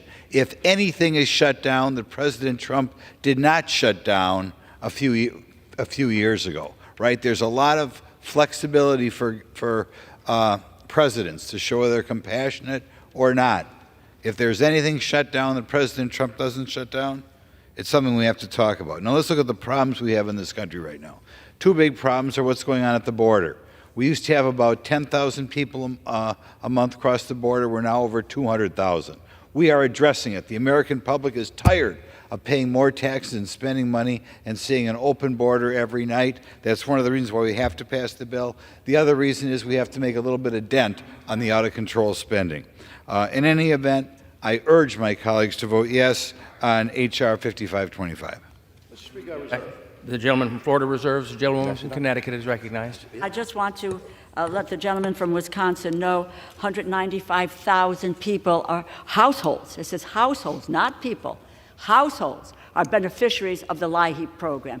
They will be jettisoned from that program. If you think it's cold in this chamber, head to Wisconsin and you'll know how cold it is in the wintertime. Think twice about whether or not you will vote to cut 195,000 people's benefits. I reserve. The gentlewoman reserves. The gentleman from Florida is recognized. Thank you very much, Mr. Speaker. Now I would like to yield to the distinguished gentleman from Georgia, Mr. Scott, for 1 minute. The gentleman is recognized. Thank you, Mr. Chairman. I thought I would go ahead and respond because I know as soon as I sit down, the gentlelady from Connecticut is going to talk about the school teachers in Georgia, which my sister is one of them, and she gets her check from the county, in case you didn't know it, and it kind of bothers me that you seem to think that they get the check from the federal government. They actually get paid by the county, as do our sheriff's deputies. But how did we get here? Now, I've heard the left talk about the chaos caucus that we have, candidly, as Republicans, and what gives them the power. Well, it only takes 5 of them to create a disruption. And how do 5 get the power? The 5 in our party get the power because the 212 of you on the Democratic side are going to vote with them to shut down the government. Now, a continuing resolution is a 30-day piece of legislation that I will admit is not perfect, but it is better than a shutdown or the chaos that comes with a shutdown. And the idea that we as Republicans and the American citizens have to eat a $2 trillion deficit or else you're going to shut down the government is absolutely ridiculous. We're not at war, we're not in a recession, and we're in no health emergency. Show a little responsibility. The gentleman's time has expired. Mr. Speaker, I would reserve at this moment. The gentleman reserves. I would remind members, please direct your remarks to the chair. The gentlelady from Connecticut is recognized. I reserve. The gentlelady reserves. The gentleman from Florida is recognized. Thank you, Mr. Speaker. It's a pleasure to yield to the gentlewoman from New York, Ms. Maliotokis. For how much time? I'm sorry, for 1 minute, Mr. Speaker. The gentlelady from New York is recognized for 1 minute. Thank you. I hope the American people are listening right now that the Democrats would rather shut down the government than end an unsustainable and unsafe border crisis that has flooded our streets with fentanyl, an unsustainable flow of illegal immigrants, destroying New York City, as Mayor Adams says, and only enriching the drug cartels. This bill is common sense and everyone should support it. It does 3 things that the American people want. It avoids a shutdown. It cuts excessive wasteful spending that has led us to a $33 trillion debt, and it secures our border. It stops an unsustainable and unsafe crisis. I urge my colleagues to put tax-paying, hardworking American citizens and their safety first. Heard my colleague from New York City say that this was cruel, that we want to secure our borders. You know what's cruel? In New York City yesterday at one of the migrant shelters, a 7-year-old girl was sexually abused. You know what's cruel? That somebody was stabbed at the Roosevelt shelter in Manhattan. The fact that there are dozens of crimes being committed and our mayor and you guys are doing nothing about it. The gentlelady's time has expired. Mr. Speaker, I would actually like to inquire how much time is remaining. The gentleman has 4¼ minutes. And the gentlewoman from Connecticut has 3½ minutes. Thank you, sir. I would reserve. Gentleman reserves. The gentlelady from Connecticut is recognized. I find it unbelievable that the gentlewoman from New York would support a bill that cuts $1 billion from our ally in the Middle East, and that's from Israel. I reserve. The gentlelady reserves. The gentleman from Florida is recognized. How much time? Thank you, Mr. Speaker. I'd like to now yield to the gentleman from Arkansas for 1 minute. The gentleman from Arkansas is recognized for 1 minute. I thank the Speaker and I thank the chairman from Florida. This is an important day, Mr. Speaker. This Congress needs to come together to go back and get our spending under control and also get our border under control. Both are of concern to the American people. We hear about it in our offices every day. Spending's unsustainable. But 200,000 people a month coming across the border and living in this country illegally is also unsustainable. This bill is a product of hard work for weeks to give us time to complete our appropriations work, negotiate with the Senate, while at the same time reducing spending that's been in an avalanche of out-of-control spending for the last 2 years, and secure our border. I stand in support of it, and I urge my colleagues to support it. I yield back. The gentleman yields back. The gentleman from Florida is recognized. I reserve, Mr. Speaker. Gentleman from Florida reserves. The gentlelady from Connecticut is recognized. I reserve. Gentlelady reserves. The gentleman from Florida is recognized. Mr. Speaker, now I'd like to yield 1.5 minutes to the gentleman from New York, Mr. Molinaro. The gentleman from New York is recognized for 1.5 minutes. Thank you, Mr. Speaker. After pouring trillions of dollars into the American economy, after ignoring the crisis at our southern border, after closing schools and forcing kids to learn from home, after denying life-affirming services to young people with disabilities, we have been lectured to about how great these last 2 years have been for the American people. We have in this very moment the ability to avert a government shutdown, and at the same time to finally take some responsibility for reckless, wasteful federal spending. This is no excuse to pick the pockets of hardworking American families who are already overburdened because of inflation, the high cost of gas, the high cost of groceries, inability to access or find a job, running up their credit cards. We have the ability now to avert a government shutdown, control federal spending, and secure the border.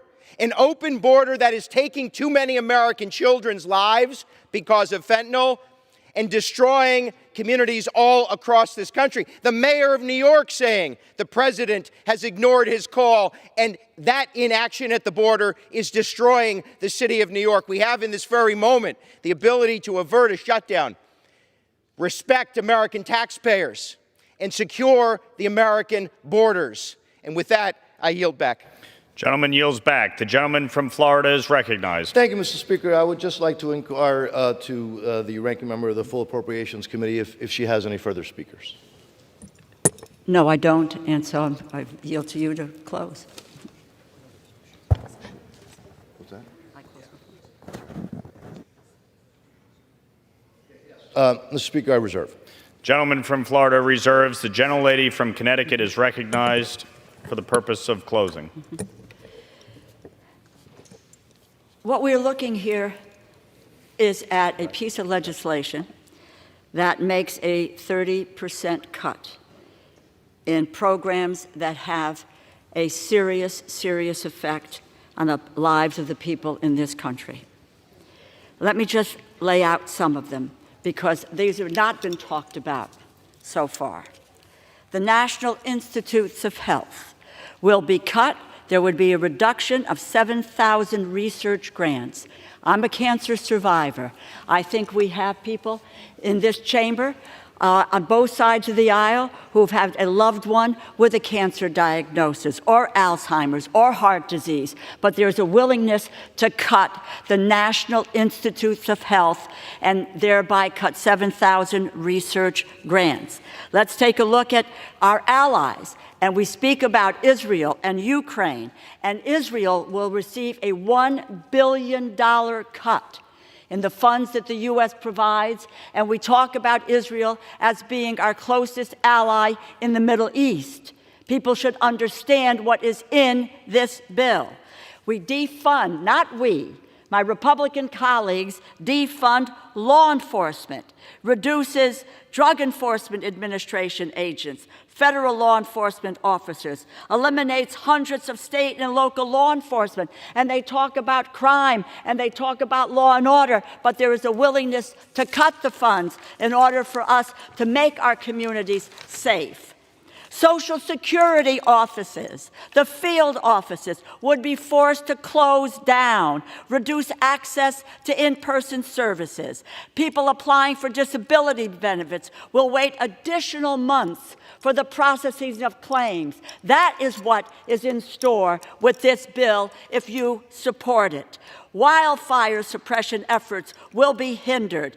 57% cut, and we know what devastation wildfires have had all over our country. Look at what happened in Maui.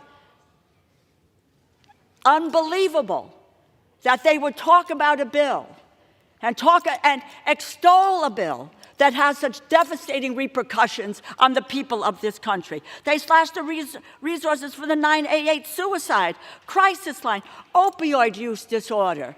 They talk about worried about an opioid crisis, but let's cut off the avenue and where people can get treatment and help and potentially save their lives. Education, it is an abomination what they will do to education because they're on a march to eliminate public education in the United States of America. That opportunity that all of our families have said, go to school, get an education so that you can succeed. Rural America? Let's care about rural America, not cutting the loans and grants for farmers and rural communities. They will make it harder for farmers to access loans and grants, to make farm ownership more difficult. They cut rural housing, rural utility, broadband to keep people in touch. And they eliminate health services for rural and underserved families. 2 million vulnerable individuals and families will lose access to health care services. They take food out of the mouths of children, families, and seniors. Mr. Speaker, there needs to be a no vote on this irresponsible continuing resolution. I yield back the balance of my time. The gentleman from Florida is recognized. Mr. Speaker, thank you so much. Oh, so many words. So allow me, Mr. Speaker, to cut through the chase. We have a choice right now. Vote yes to keep the federal government open, to control inflation-causing overspending, and to secure the southern border. That's a yes vote. Or vote no to shut down the federal government, to keep the narco cartels in control of the southern border. This is pretty simple. You know, government likes to complicate things, and politicians, we like to try to obfuscate reality. This is very simple. We have a choice. I ask our colleagues to do the responsible thing, secure the border, stop out-of-control inflation-causing spending, and yes, keep the government open by voting yes. I yield back, Mr. Speaker. The gentleman yields back. All time for debate has expired. Pursuant to House Resolution 741, the previous question is ordered on the bill as amended. The question is on engrossment and third reading of the bill. Those in favor say aye. Aye. Those opposed, no. The ayes have it. Third reading. Bill making continuing appropriations for fiscal year 2024 and for other purposes. For what purpose does the gentlewoman from Illinois seek recognition? Mr. Speaker, I have a motion to recommit at the desk. The clerk will report the motion. Ms. Ramirez of Illinois moves to recommit the bill, H.R. 5525, to the Committee on Appropriations. Pursuant to Clause 2B of Rule 19, the previous question is ordered on the motion to recommit. The question is on the motion. All those in favor say aye. Aye. Those opposed, no. The noes have it. The motion is not agreed to. Mr. Speaker, I ask for the yeas and nays. The yeas and nays are requested. Those favoring a vote by the yeas and nays will rise. A sufficient number having risen, the yeas and nays are ordered. Members will record their votes by electronic device. Pursuant to Clause 9 of Rule 20, the chair will reduce to 5 minutes the minimum time for electronic vote on the question of passage. This is a 15-minute vote.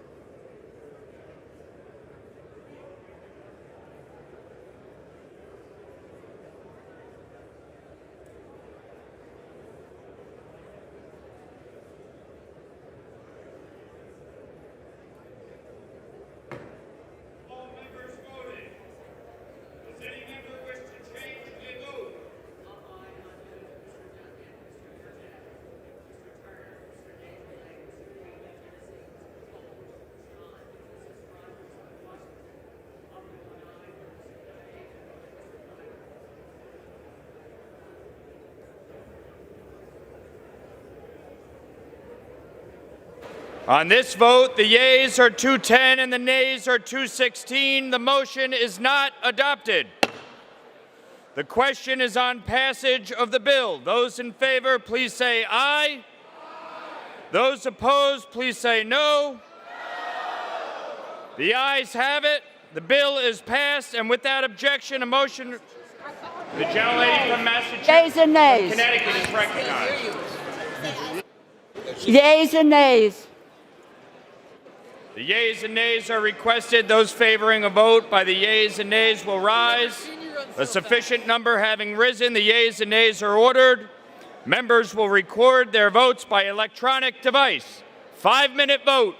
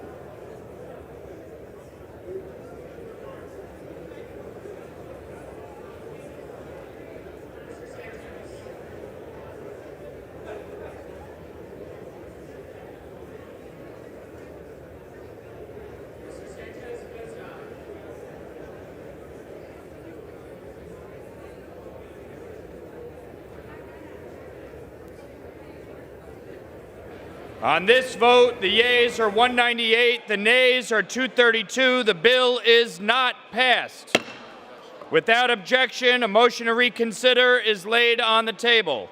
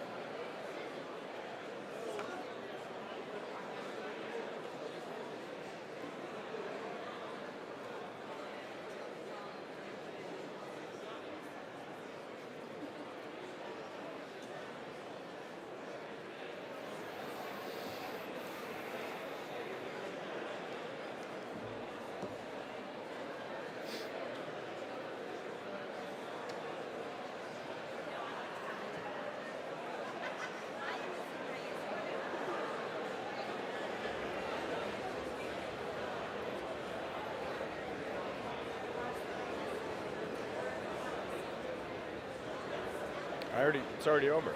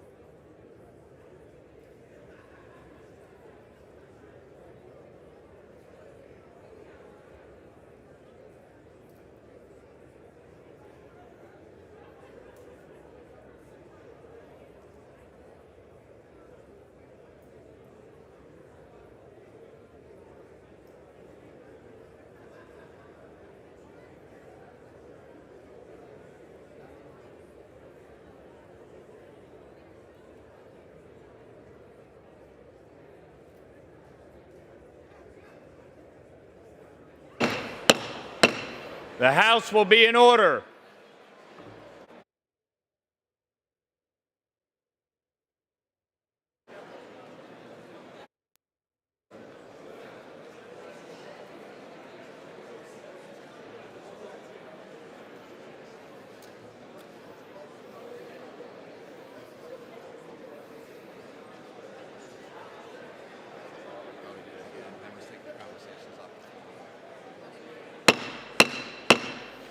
The House will be in order. Members, please take your conversations off the floor.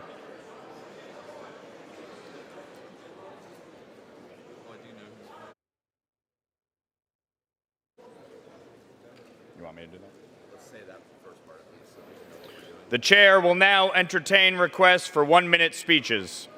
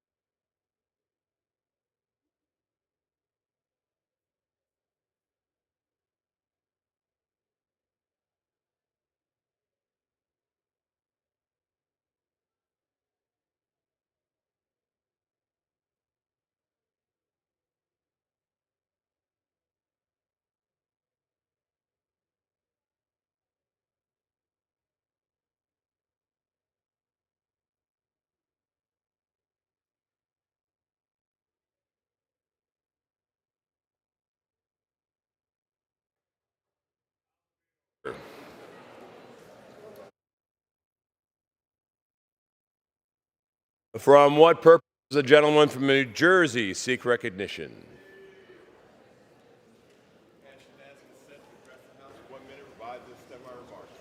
Without objection, the gentleman from New Jersey is recognized for 1 minute.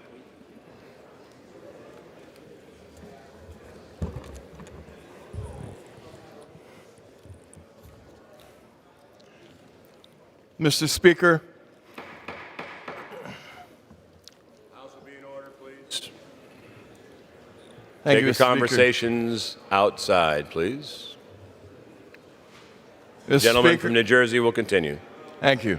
Mr. Speaker, I rise today to honor the late U.S. Senator Dianne Feinstein.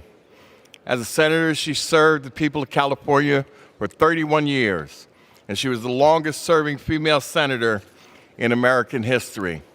Senator Feinstein was a true trailblazer.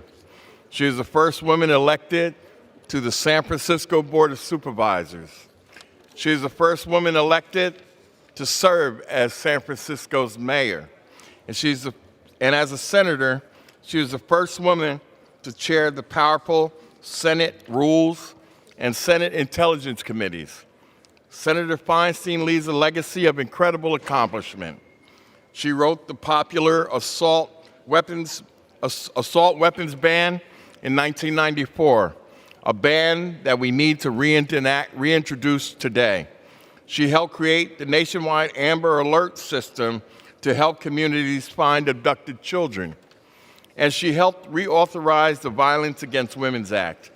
She was a strong advocate for women and the betterment of all Americans, and she will truly be missed in the Senate and in California. And with that, Mr. Speaker, I yield back. For what purpose does the gentleman from New York seek recognition? Without objection, the gentleman from New York is recognized for 1 minute. Well, thank you, Mr. Speaker. I rise today in honor of Childhood Cancer Awareness Month.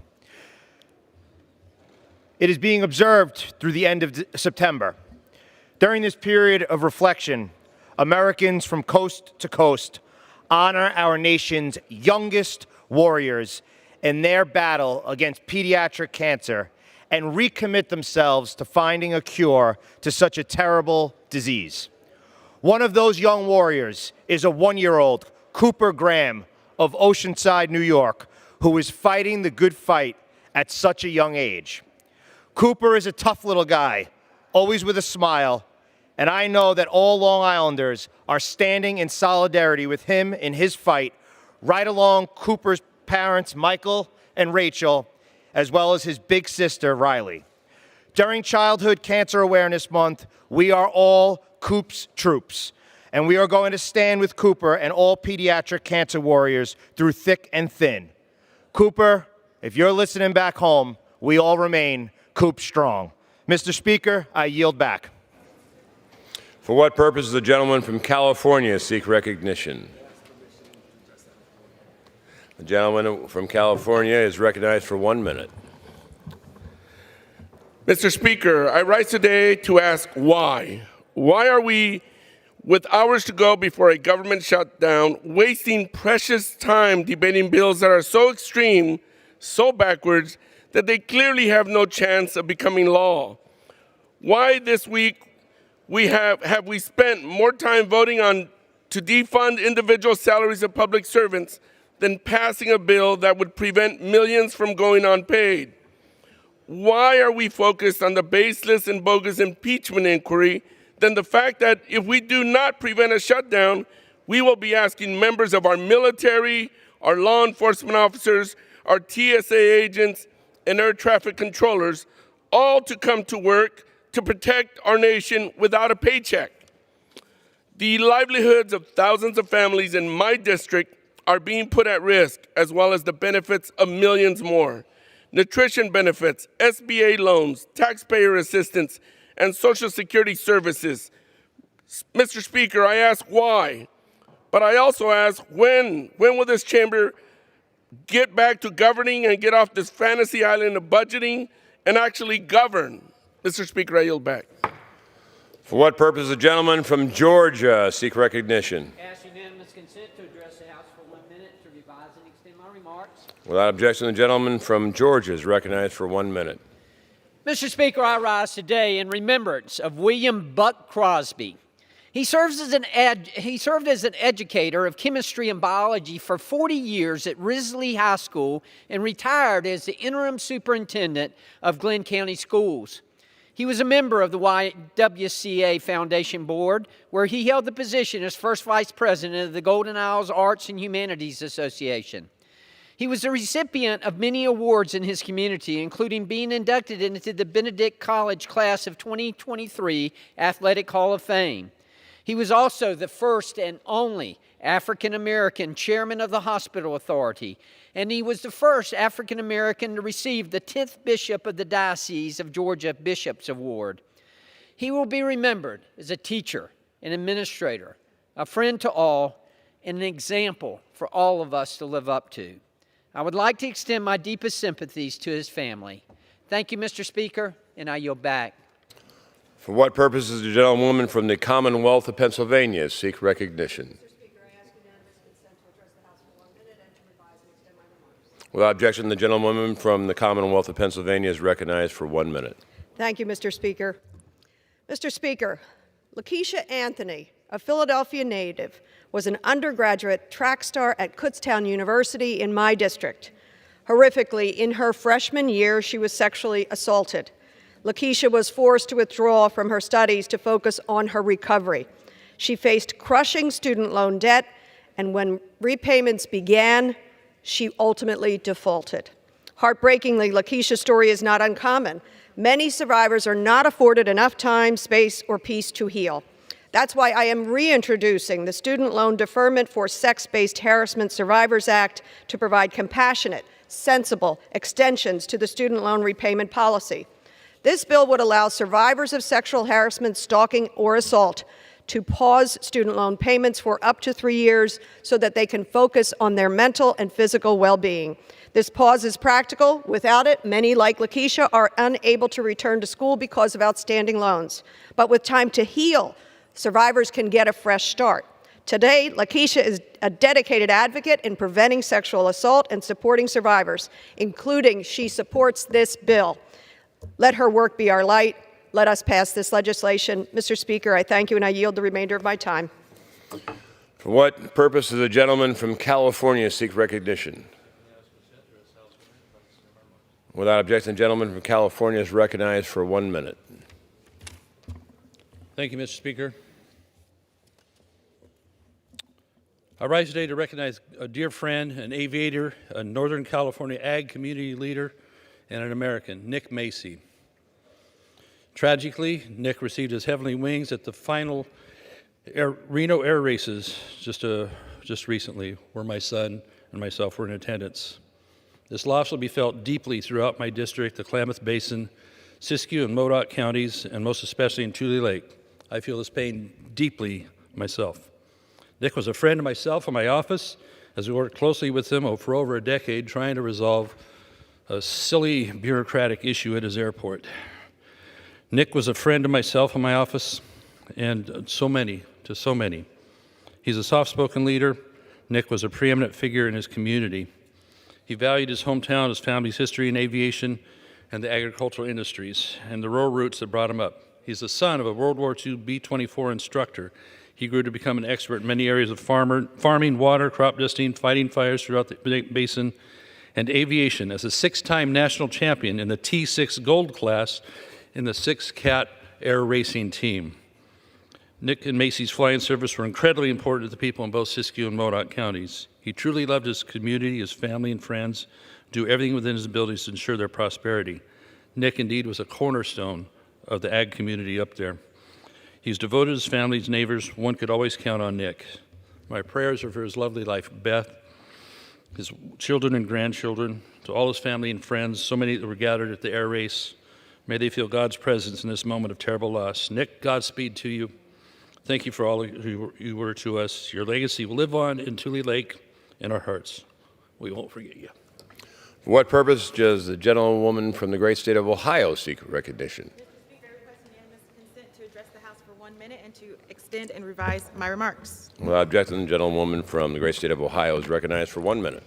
Thank you, Mr. Speaker. While extremists threaten to shut down the government if they don't receive reckless cuts to vital programs, families in Ohio's 13th congressional district, programs that families in 13th congressional district rely on, like Social Security, K-12 education, and nutrition assistance, I am committed to funding the government and keeping these critical services running. My constituents are worried about how they will pay their bills or put food on the table if the government shuts down. That's why I introduced 2 bills last week, the Pay Our Military Act and the Feed Our Families Act. Both put people over politics to protect American livelihoods in the case of a government shutdown. The bipartisan Pay Our Military Act would ensure our service members, people who sacrifice every day to keep our country safe, aren't forced to serve without pay. And the Feed Our Families Act would ensure no family who relies on SNAP benefits goes hungry during the shutdown. House Republicans can easily prevent a government shutdown by simply upholding their end of the bipartisan budget agreement. But if they won't, I remain committed to Ohio's 13th congressional district and our country. It's time to stop the political games, put the American people first, and fund our government. But in the event that extremists won't, which it seems like they won't based on the shenanigans and utter foolishness of today, I encourage my colleagues to support and put on the floor the Pay Our Military Act and the Feed Our Families Act. The gentlewoman's time has expired. For what purpose does the gentleman from Illinois seek recognition? Seek unanimous consent to address the House for 1 minute. Without objection, the gentleman from Illinois is recognized for 1 minute. Well, with the failure of that last vote, we are now less than 2 days away from shutting down the entire United States government, not because we don't have a path forward, but because the party of Lincoln has been captured by the spirit of Yates. The best of you lack all conviction, and the worst are filled with passionate intensity. Extreme Republicans with passionate intensity are choosing to destroy all that makes America great, while their moderate enablers sit meekly, lacking the conviction to oppose. So my question is, do any of you have a plan to land this plane? Because it seems weird that you skipped that part of flight school. Because less than 2 days from now, every single American is going to feel the pain of this crash. Every soldier who wants to get paid, every woman who wants food assistance for her child, everybody who needs housing support, everybody who is wondering if the train they are riding on has been inspected. We don't have to be here, Mr. Speaker, but we need some of you, any of you, to stand up. I yield back. For what purpose does the gentlewoman from California seek recognition? Without objection, the gentlewoman from the great state of California is recognized for 1 minute. Thank you, Mr. Speaker. We are less than 34 hours from a Republican government shutdown. This is not the time for political theater or political grievances. We are spiraling toward a shutdown that would devastate thousands of working families that I represent throughout California's Inland Empire. If extremist Republicans are allowed to continue their theatrics, over 4,000 federal employees in my district, mothers, fathers, caretakers among them, could miss their next paycheck.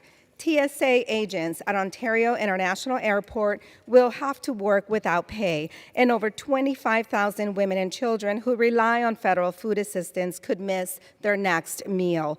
It's beyond hypocritical that Republicans want to cut benefits for hardworking families while making it easier for billionaires to cheat on their taxes. My Republican colleagues, we need to get serious about governing or get out of the way. I yield back. For what purpose does the gentlewoman from North Carolina seek recognition? To address the House for 1 minute and revise and extend my remarks. Without objection, the gentlewoman from the great state of North Carolina is recognized for 1 minute. Thank you, Mr. Speaker. I rise today to condemn the impending government shutdown and House Republicans' refusal to set politics aside for the good of the American people. Rather than working across the aisle with Democrats to fund government, like the Senate, my Republican colleagues are threatening a catastrophic shutdown unless their extreme demands are met. Make no mistake. A government shutdown is entirely preventable. Extreme Republicans in the House are choosing to put politics over the American people. A government shutdown threatens the lives and livelihoods of our service members, small business owners, children and families who rely on Head Start and WIC, and so many more. Mr. Speaker, with only 1 day left until the government funding runs out, House Democrats are willing to work across the aisle to keep government open. It's time for Republicans to do the same for the American people. Thank you, Mr. Speaker, and I yield back. For what purpose does the gentlewoman from Georgia seek recognition? Mr. Speaker, I ask for unanimous consent to address the House for 1 minute and to extend and revise my remarks. Without objection, the gentleman from the great state of Georgia is recognized for 1 minute. Mr. Speaker, I rise today to celebrate America's longest living president and one of Georgia's finest, President Jimmy Carter, who is turning 99 years young. On Sunday, October 1st, I had plans to be home in Georgia for this birthday celebrations, but the looming Republican government shutdown has me here in D.C. doing the work for the people. President Carter has led a distinguished life, winning a Nobel Peace Prize, eradicating diseases, and uplifting the lives of millions of marginalized people.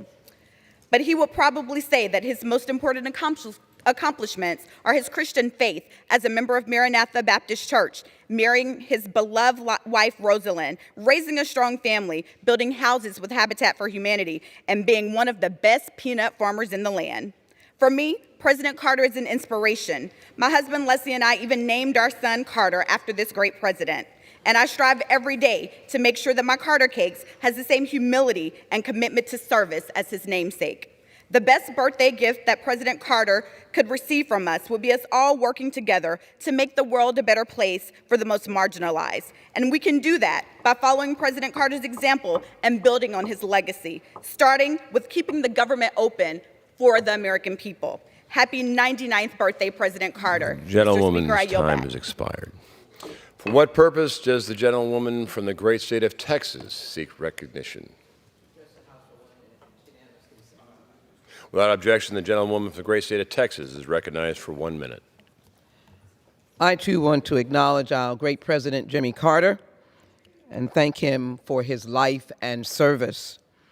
It is becoming that we stand on the floor today to be able to speak in contrast to the generosity of the Carters to where we are today, because we are supposed to be saving America. But frankly, we now have a challenge where the leadership, the Republican leadership, cannot even find a way to stop the government from shutting down. But I think if the American people knew what their plan was, you might ask the question, it is impossible to lead in this way. Attacking the National Institutes of Health, that is what they're doing. Cutting education and dollars for disabled children and taking money away from 150,000 teachers who I'll be engaging with in my hometown by phone. Of course, not recognizing the needs of energy support for those low-income families, not helping those communities that are suffering every day from natural disasters. We know the West has suffered from fires. We in the Southwest have suffered from floods. And of course, disrespecting the needs of Israel and Ukraine. This is not the American way. And now we're gone because the bill they put up could not even get their Republican votes. Let's do what is right for the American people. Don't shut down. Stand up for the American people. And you are the hardest woman to gavel down. What purpose does the gentlewoman from Ohio seek recognition?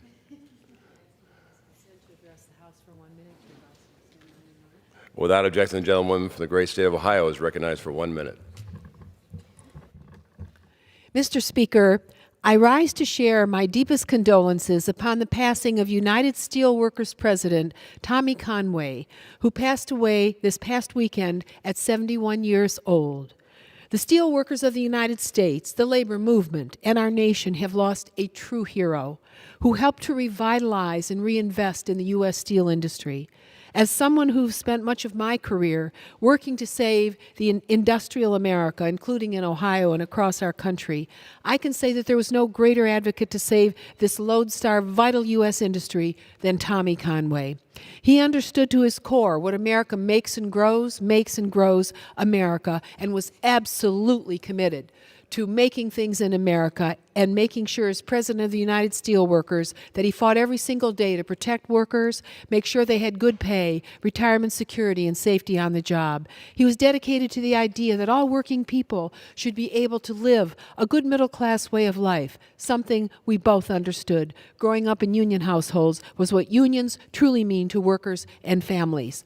Moving into the middle class. Tommy will be missed by many but never forgotten, and I hope Tommy's longtime partner, Carol, his 3 sons, and 6 grandchildren are comforted in knowing how much good he has done for so many and what a great man Tommy Conway was. Thank you, Mr. Speaker, and I yield back.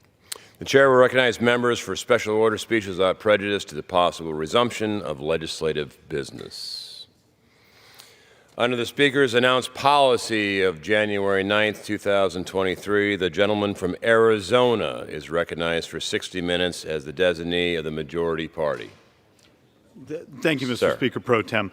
As a courtesy, I'm going to yield as much time as he may consume to the gentleman from Wisconsin, Mr. Grossman, for memorial. Thank you. This week, I introduced legislation to rename the post office in Kiel, Wisconsin, after Wisconsin State Trooper Trevor Casper. Now, I know many in this body may have not heard of Trevor, but back in Wisconsin, he's not just the son of our state, he's a shining example of dedication and service. Trevor Casper was born in Sheboygan on May 21st, 1993, to parents Kevin and Deborah. He graduated from Kiel High School with the class of 2011, where he was active in wrestling, soccer, and coaching youth sports. After high school, Trevor pursued a degree in criminal justice at Lakeshore Technical College, graduating in May of 2014.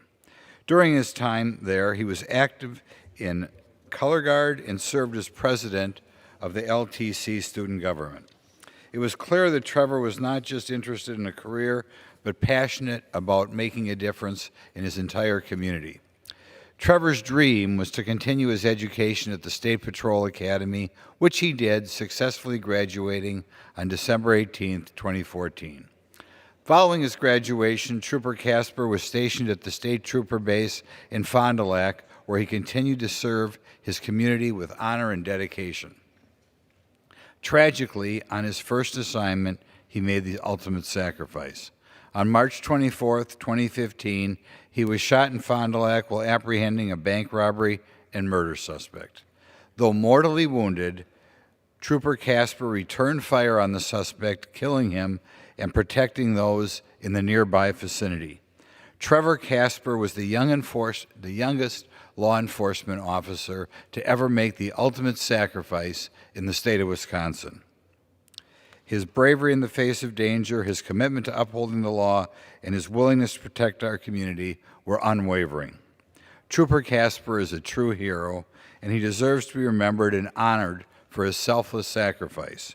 Renaming the Kiel Post Office in his honor is a small but meaningful gesture and will ensure that future generations see the name Trevor Casper and will hear about his great sacrifice and what a great human being he was. I yield the remainder of my time to the gentleman from Arizona. Thank you, Mr. Grossman, and I apologize to the speaker and the body as we're sort of organizing the slides here. Mr. Speaker, and anyone that's listening, okay, so the House is in a fairly cantankerous spot right now. But part of my frustration and part of the reason for actually grabbing this hour is, what's a nice way to, what's a more elegant way to use the word, I need to stop the lying? Oh, actually, I don't think we're supposed to say that on the floor. The people just making crap up. So let's actually have a sort of an educational discussion here.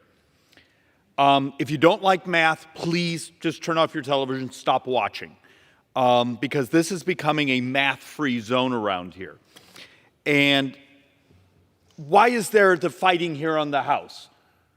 What's the fussing? You do understand every dime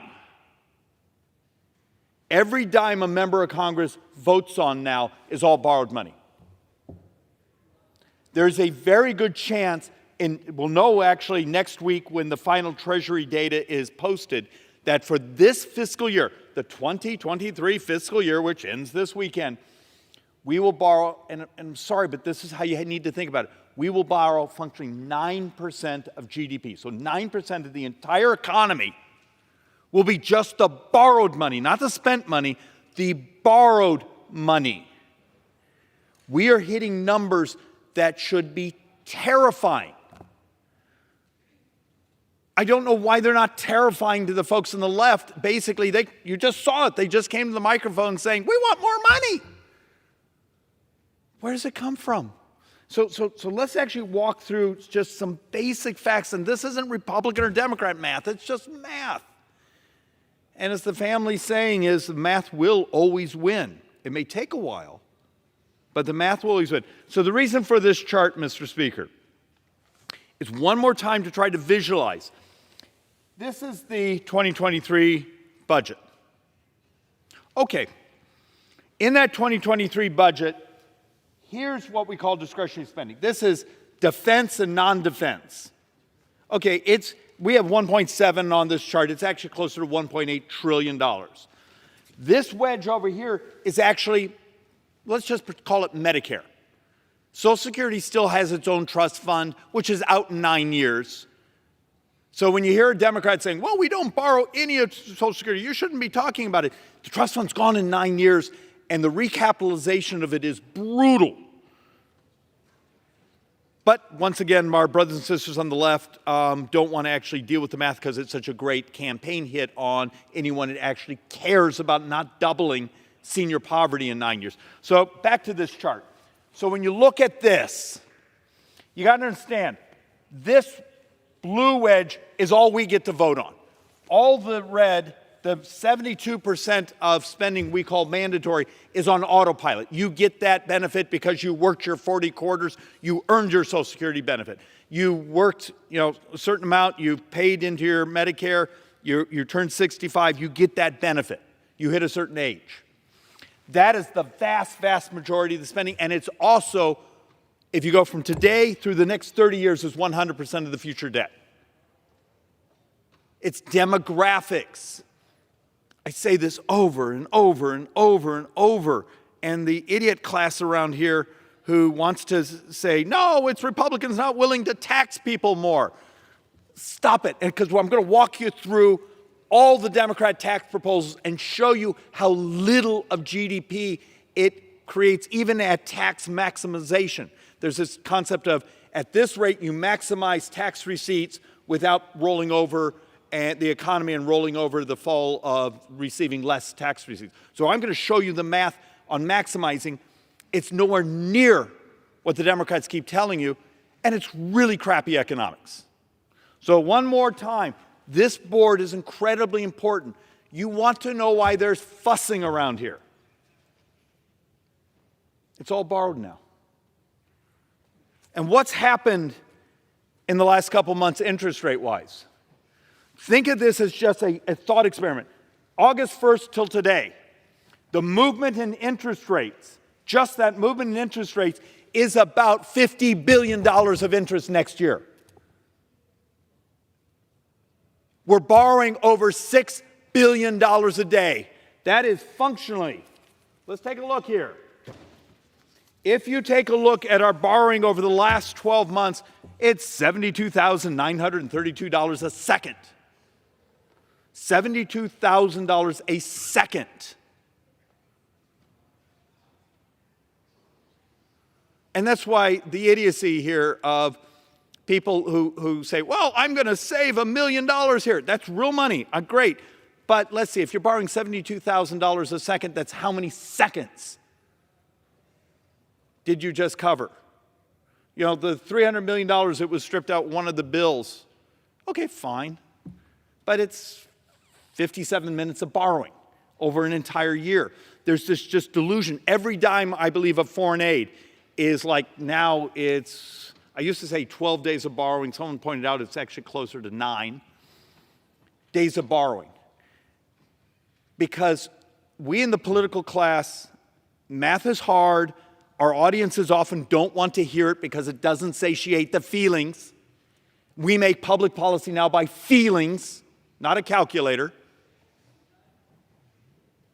And so you have a world now where you get up and say, hey, it's demographics, we got old, it's healthcare costs are the primary driver of debt, and they look at you and go, no, it's waste and fraud and foreign aid. And you show the little chart that says, okay, I can get maybe a couple weeks of borrowing eliminated. What would you like to do with the rest of the year? And people just look at you in daggers. And then you have the left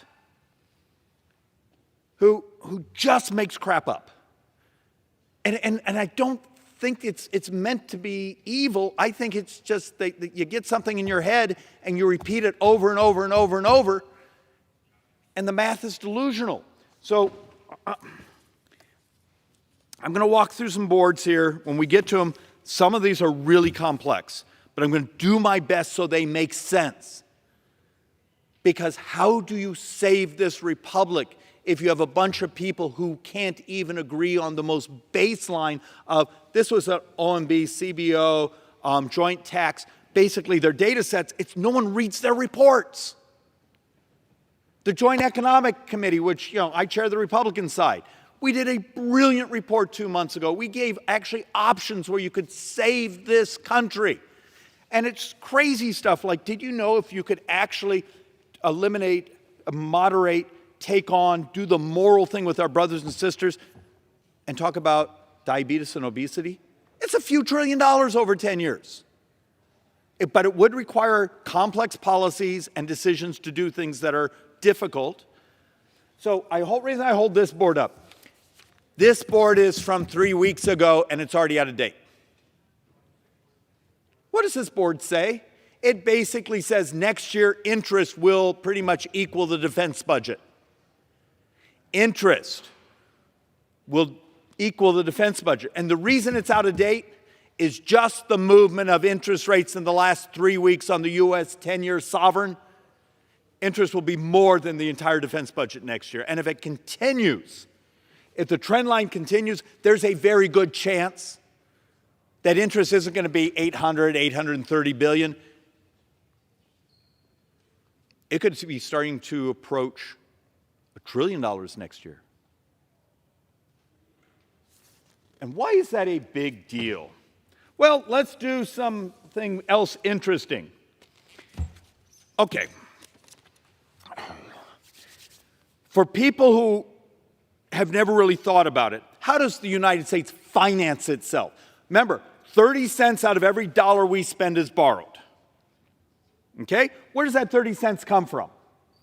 We issue bonds. Every couple of weeks, like 3 days ago, Treasury issued a $30+ billion of 5-year instruments that went out at the very top of the range price-wise. So you sit there and have to calculate. Coverage was a little disturbing. It was only like 2.5 coverage. I know that doesn't mean anything to me. It basically means, the huge lines to buy U.S. bonds weren't there. The line is getting shorter and shorter, interest to buy our debt, which often means the interest rates are going to go up. Okay, but what happens to bonds that were sold in previous years? Because the last 3 Treasury secretaries, Republican and Democrats, did something stupid, and we couldn't get them to change it because it benefited them politically that week, is they went very short term on the bonds. I'm going to issue 1 year, 2 years, 3 years, when interest rates were basically almost free. Guess where we're at right now? Those bonds are coming due. So in the next fiscal year, if we bring $2 trillion of new virgin issue, that's the borrowing for next fiscal year. Remember, this year we're going to borrow 2.3, 2.4, but let's just pretend next year is about 2. Well, we have a little problem. There's about 9.6 trillion of borrowing coming either as virgin issues or refinanced next year, and it's all at these higher interest rates. Your government is functionally an insurance company with an army and a budget problem.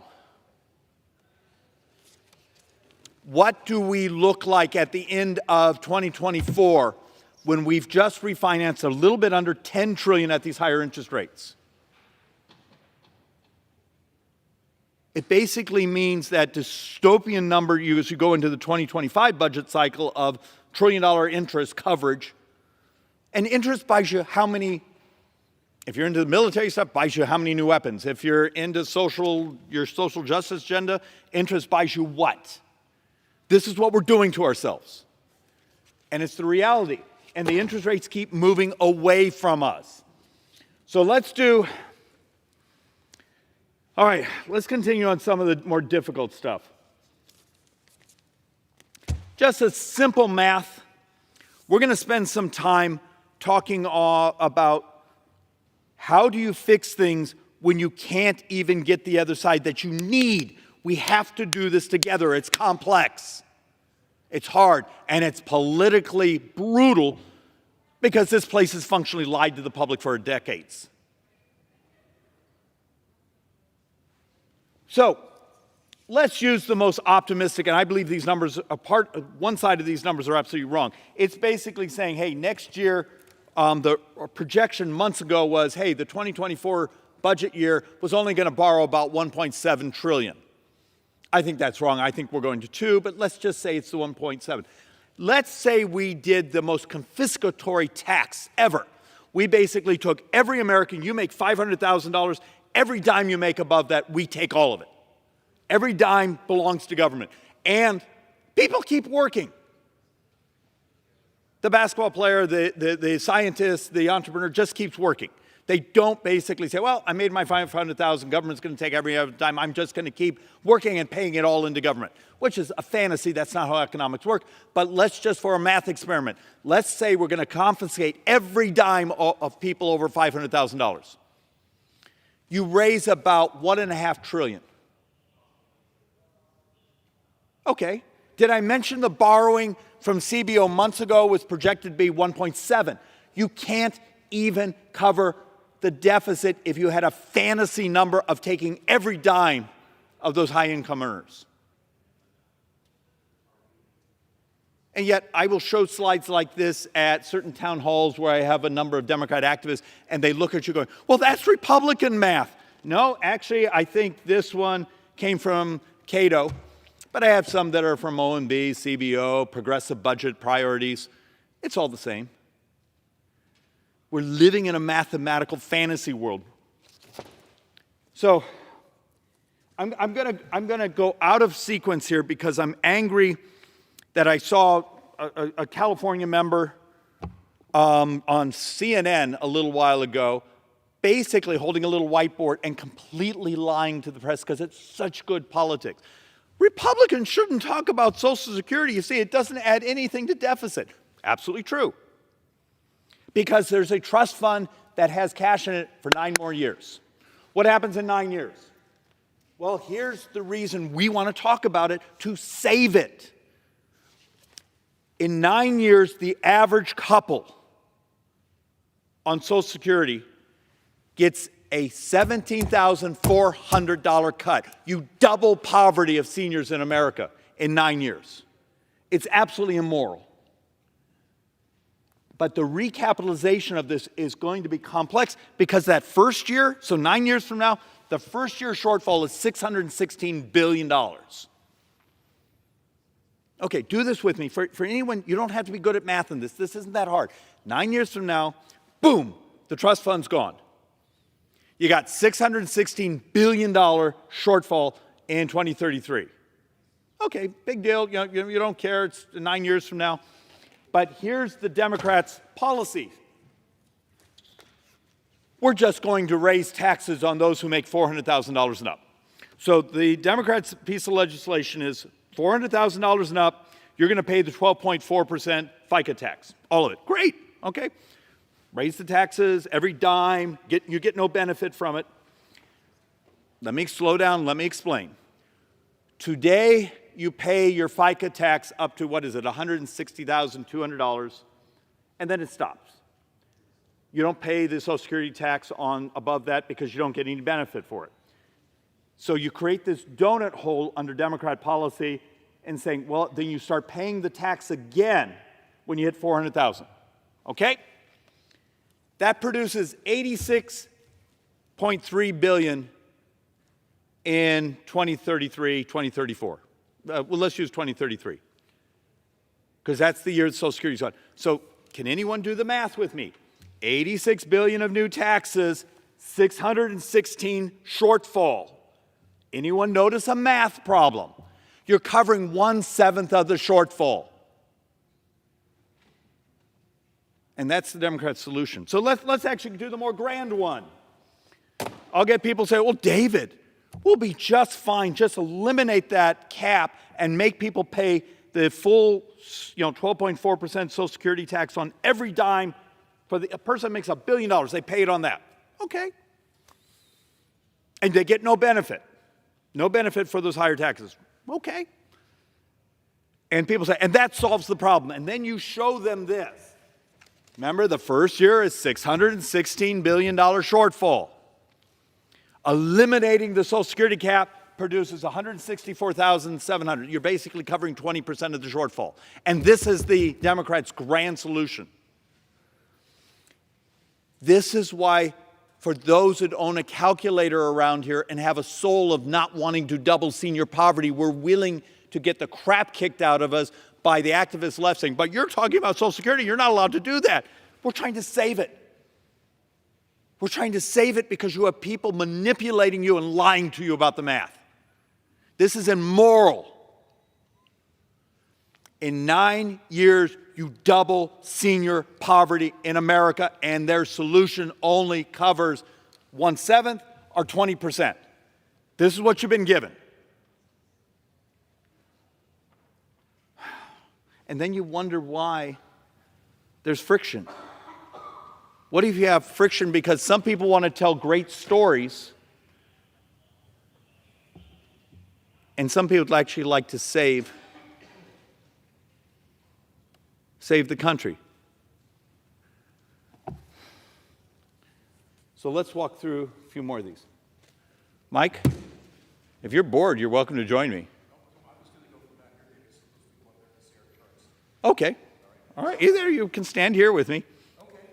Mike Kelly, for everyone, congressman from Pennsylvania. He is my senior, so he sits to my left in Ways and Means, which annoys me because we need to explain a part of the inside joke. In Congress, there's only one committee that's solely by seniority, and it's called the Ways and Means Committee. And so when people to your left retire, quit, go away, you move up. If they're on this side, it makes no difference to your life. And you're senior to me, so I love you. But Mike Kelly also chairs the tax subcommittee. And Mike, this is one, I was trying to do something that was a little, because no one else has been willing to do this math. So our brothers and sisters on the left keep saying, we'll tax our way out of the crisis. So we did a simple, the first chart, I was trying to be somewhat brutal, saying, okay, tax revenues versus expected deficits under different wealth models. So basically, we bad some debt, saying, okay, here's actually the deficit. This was the baseline deficit number. And here's what you got. So the Sanders wealth tax. Now understand, it's probably unconstitutional. This is where they would take and come in and say, we're confiscating, even though this isn't your income, we're confiscating some of your wealth. The big one they're pushing right now is the oligarchs tax, where they're going to come in and say, if you're really rich, we can come in and just every year take 8% of your wealth. The problem is, I got 1.8 trillion, and this thing is basically covering what? That's $230 billion of shortfall. It also blows up the economy, but it doesn't get you anywhere. And look, I'm not here to defend really, really rich people. I'm here to defend math. And look, you have a personality. I'm like a walking calculator. I mean, tell me, why am I failing to communicate the reality that the proposals we're getting are absurd? They only cover a fraction of the shortfalls. Absolutely. So what I'm going to do, I'm going to walk down front, and I'm going to ask our folks to help us all the time. For those of you, and there's no reason for any of you to know me, my whole life has been spent in the private sector, and I've really come to believe that nobody should serve in the public sector unless they first have been in the private sector. My whole life has been about making sure that on the 6th of each month and the 21st of each month, there are special days for me because those were days that the people who work with me every day got paid. So we use something called kitchen table economics. Now, I sit beside David, and I talk to him all the time. I said, I'm more of a person who says, you know what? Let's use kitchen table economics. Now, I'm told that Army manuals are written on at 6th grade level so that people can understand them. So I want to show you something. I reduced this down to a $1 bill. Because when you hear our friends talking about, oh, no, you can cut spending, you can do this. I want you to think of something not as a member of Congress who can spend whatever he or she wants because it's not coming completely out of your pocket, but to the American people, hardworking American taxpayers. So we took a dollar bill and we said, let's look at this dollar bill. Mandatory spending. This is money that has to be spent out of every dollar we collect from a taxpayer. Mandatory spending, 63 cents. Well, what do you mean by that? Well, we're talking about Social Security. We're talking about Medicare. We're talking about Medicaid. And, as all of you know, any loan you ever had, you're actually charged interest on it. 10 cents of every dollar. And this year, that represents $663 billion just to pay for the interest on our debt. That leaves us a whopping 27 cents out of every single dollar we collect from you. And this is the important thing. I am so fed up with elected officials talking about what they've done for you. They do nothing for you. Every single thing we do in this country is paid for by a taxpayer or a debt that you co-signed that you didn't know about. Now, I told you a little bit of my history. I'm an automobile dealer. Most people, 97% of the people that we sell a car or truck to, borrow money to pay for that car or truck. They sign their name to a contract. And we take great time to explain to them exactly what is expected of them. Now, so I told you this, 63 cents goes for Social Security, Medicare, and Medicaid, 10 cents on each dollar just to pay our debt down, $663 billion. That's why I wanted to reduce it down to kitchen table economics. This is what's happening to your dollar. Now we have 27 cents that we can spend any way we want. And what does that mean? Well, that includes transportation, education, defense, and other programs. So let's take a look at the 27 cents of our budget, of our revenues that we have left to spend.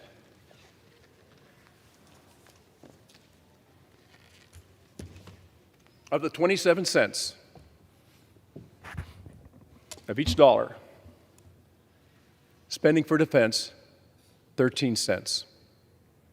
We don't ever want to walk away from that in the world we live in now. Are you kidding me? We're going to stop that. That leaves us, my friends, with 14 cents that we can actually control. Every single dollar out of your pocket is reduced down to this. And so when people say, you just have to learn how to cut spending, I say, so you gave me a dollar bill? I can, Mike, adjust 14 cents. And it's worth pointing out, for everyone looking at that, you see that chart of defense and let's call it non-defense. Yes. It's all borrowed. Every dime of that today is on borrowed money, yes. Plus another $400 billion of the mandatory. Yeah. And I think that's actually what so many of our brothers and sisters around the country don't understand. It's so out of whack now because look, the number one growth is healthcare costs. But that's sort of on autopilot because every time we try to fix it, the lobbyists, the Democrats lose their minds, and we're just trying to save the country. So we end up having the fights that are going on right now over that 14 cents.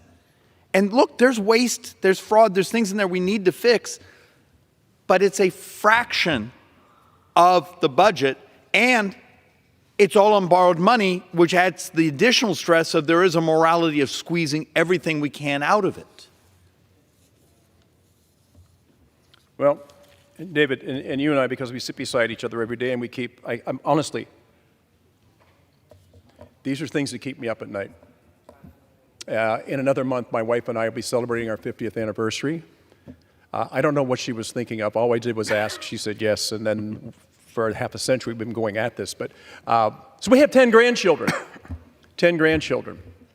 And I'm constantly asked by people, how can you be so responsible when it comes to spending our tax dollar? I said, well, we don't want to be irresponsible. David and I sit there, and I got to tell you, sitting beside him is hard because he has so much going on in his head at one time. It's like a calculator, and I keep going back just to the basics. The 14 cents, David. So in other words, you're telling people the truth, I drive you nuts. Social services, natural resources, science, space, and technology, and other programs. We are down to the very 14 cents of a dollar. And this is a dollar that you paid, by the way. This is out of your taxes. Well, they're paying the interest on it now. Oh, well, the interest is 633 or 663 billion, and on what we owe. 800 billion next year. Yes, and it keeps growing, and it keeps growing, and it keeps growing. No responsible person would ever sit back and work this model. The greatest country, the greatest nation the world's ever known, the wealthiest nation the world's ever known, has been totally irresponsible in the way she has spent her money. And it wasn't done by her. This incredible group of people that sit down here. And remember, I said this to begin with. I don't believe anybody should serve in public office until they've been in the private sector. I myself have been in situations on the 6th of the month and the 21st of the month where I made sure every person that worked at the dealership got paid. There were many times I did not pay myself because I didn't have enough money to do it. And the point I think we keep trying to make is that when are we going to wake up to what is going on? This is a titanic moment for our country. And the reason I say that is because the Titanic went full speed ahead into an iceberg. And what did the captain of the Titanic see? Just a small part of the iceberg that was hidden up. They didn't see what was hidden. My friends, right now, the hidden part of what it is that we're spending, and I would just ask you to please think with us as we go through this. Reduce it down to where it makes sense and understand what is happening right now on the floor of this Congress. We represent you. We do not represent ourselves alone. We represent you. So, David, if we talk about this, and this is where we are, and I would just think that at some point we would sit back and we would say, I cannot watch this and allow this to happen to hardworking American taxpayers. And I think in some ways you just described why the fussing over the budget documents is going on. Look, we put together a fairly some interesting slides here. We've never presented before. We took these from a researcher at Manhattan and a couple other places. And then we did joint economic, some of my economists, we did some math here. We set this for 2033. So we actually had a year that's 10 budget years from now. We did not put in the fact that the Social Security Trust Fund is gone and there's $616 billion that needs to somehow be recapitalized. That's actually not in this deficit number. We also rolled the number, so we baseline, for anyone that's really geeky out there, we ran this to the standard debt to GDP number, because there's a new update on what debt will be in 9 years from now. That's now $3.1 trillion. If interest rates stay as high as they're spiking right now, it could be as high as 3.7, but we're going to use the $2.5 trillion. And the reason this board exists is we took, and I have a bunch of slides here we're going to walk through, but I need to set up the pitch first. If we took every tax that our Democrat colleagues talk about in the Ways and Means Committee and did what they call a revenue maximizing rate. There's a rate that you can charge that the economists and this is the economic modeling, where you maximize the tax collections before it rolls over and people change their behavior and the tax collections go down. So we actually added up, maximize estate taxes, maximize income taxes, maximize corporate taxes, maximize capital gains taxes. So we maximized everything. And then we also then came back and said, all right, here's the maximum number taxing the rich. This is the top 2%. If you make $400,000 or higher, you're part of the top 2% of income earners in America. You got to understand that. And then we also did, if you did the economic effect, what they call the dynamic score, which is always the real number we get. So here's our $2.5 trillion borrowing. If you did the full max, on Democrats and got every dime, you get about $700 billion. And if you actually do the real number, where the dynamic score, it comes in about $450 billion. So you've just maximized all taxes. It gets you a fraction of the talking points. And my reason we're all going through these boards, how do I say this politely without sounding like a jerk? Our brothers and sisters on the other side, they may actually believe these numbers, but they're not real. And how do you make public policy that saves this country when half your brothers and sisters here say, no, we just tax people over 400,000, we'll be fine. And you show the slide and it's nowhere near that. The unwillingness to deal with the reality of the math. And this is one you and I have talked about a couple times, where if you basically look at our history, so go back to 1950, because actually what's fascinating is from 1950 till recently, you actually have history where sometimes we've had really, really high marginal tax rates, 90% for the top income earners.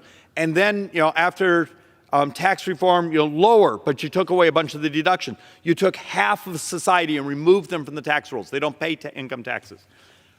But we actually built lots of charts that sort of show during times of high tax rates, you get pretty much the same part of the size of the economy in taxes. Low marginal tax rates, you get the same part of the economy in taxes. There's this concept of it always goes back to the mean. So the way you get more tax receipts to government is a growth in economy. That's the magic. That's how you get more tax receipts, is growth. But when we have really high marginal rates, the chart after chart after chart just shows you get the mean. When you've had very low, you get the mean, but it's a bigger pie because the economy starts growing again. And you show this to our Democrat brothers and sisters, and they'll often say, yeah, I've seen that, but my voters don't like that. Because it doesn't satiate the feeling of punishing. So when we've talked about this, because we have time when we're in meetings to talk about this, but I want you all to try and just bear with me a little bit. And I know that at some point you say, I don't know if I like this dog and pony show. In my district, PA 16, the average income for a family of four, mom, dad, 2 children, is $54,000. Now, and this is because this is where it really starts to make sense. Federal revenues this year would be the highest we've ever got. They're projected to be $5 trillion. That's a lot of money. I mean, it's almost incomprehensible. Now, what we're projected to spend is $6.9 trillion.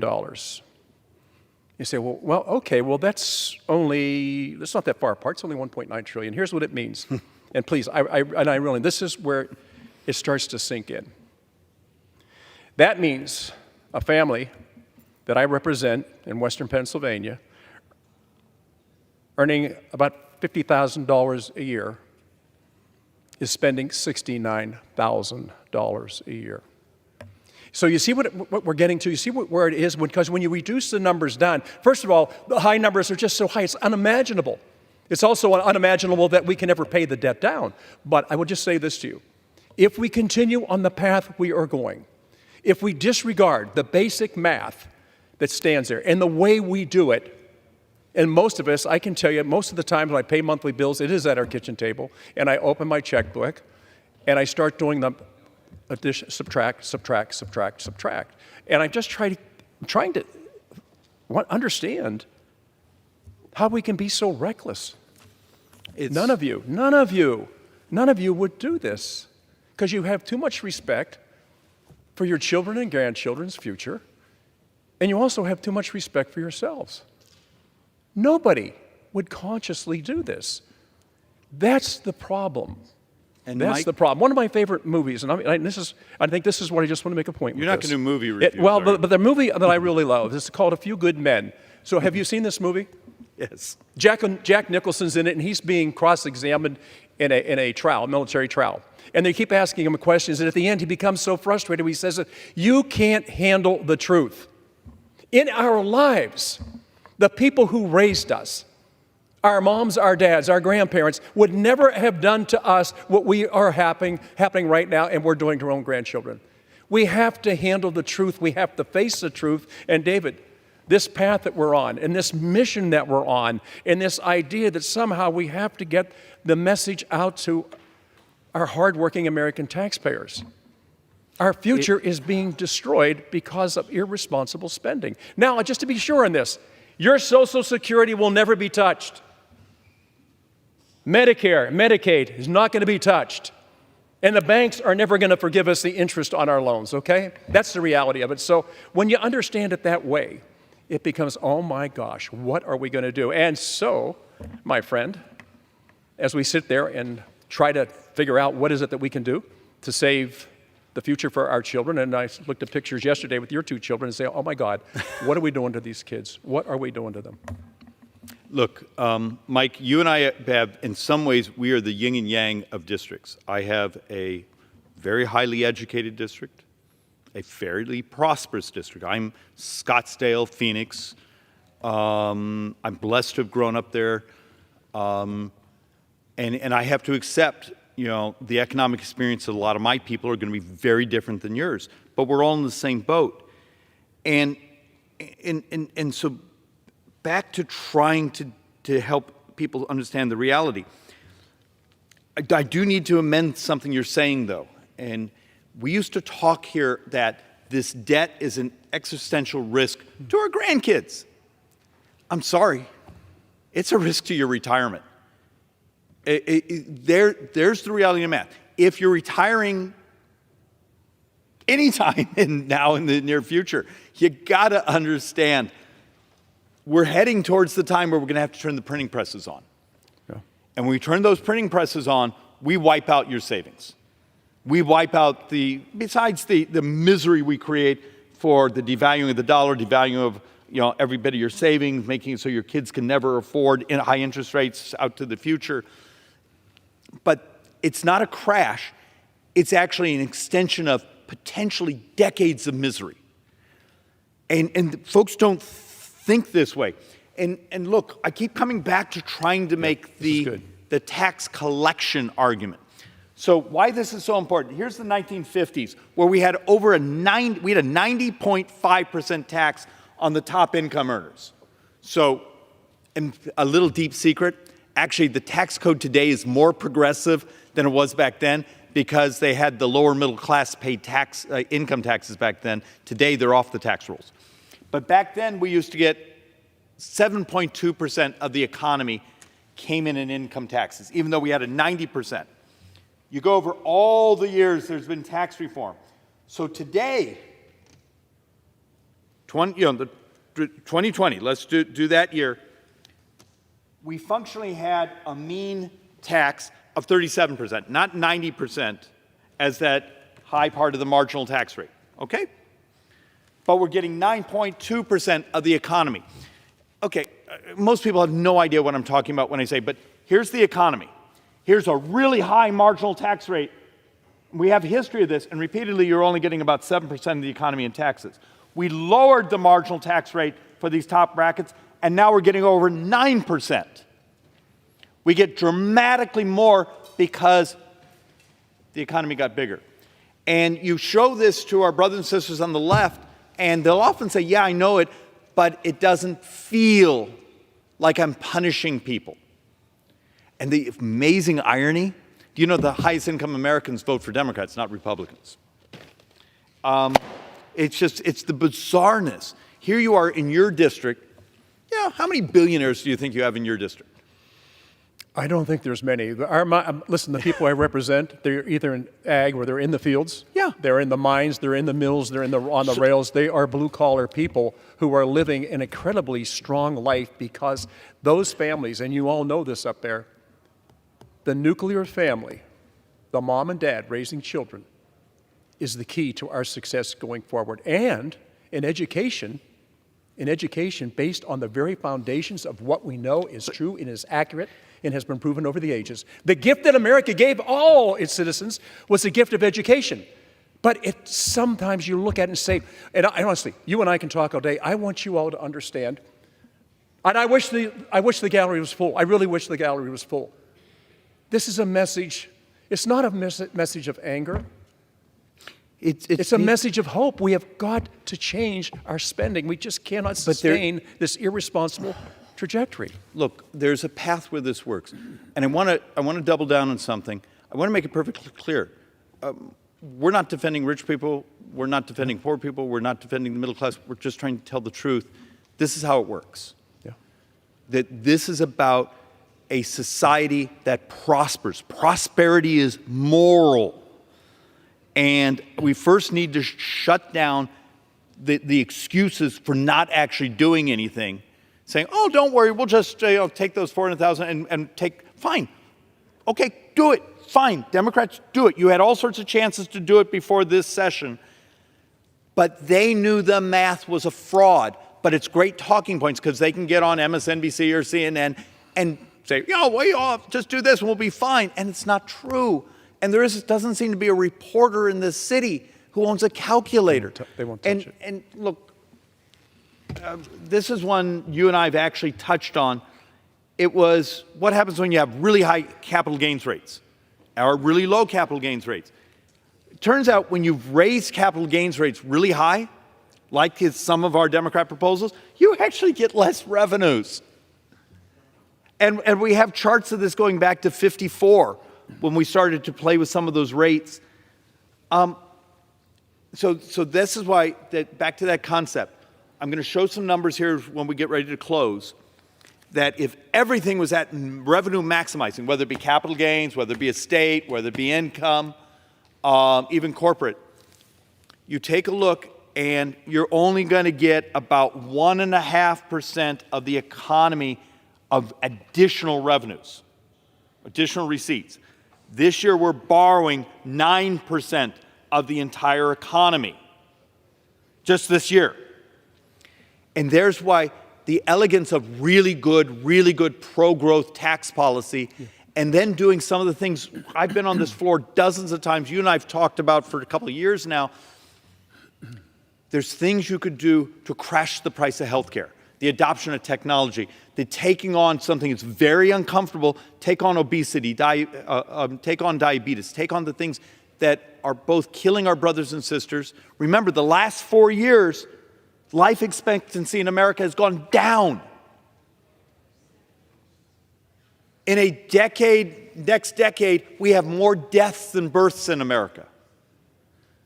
How do you help people understand it's beyond just those of us who are math and budget geeks?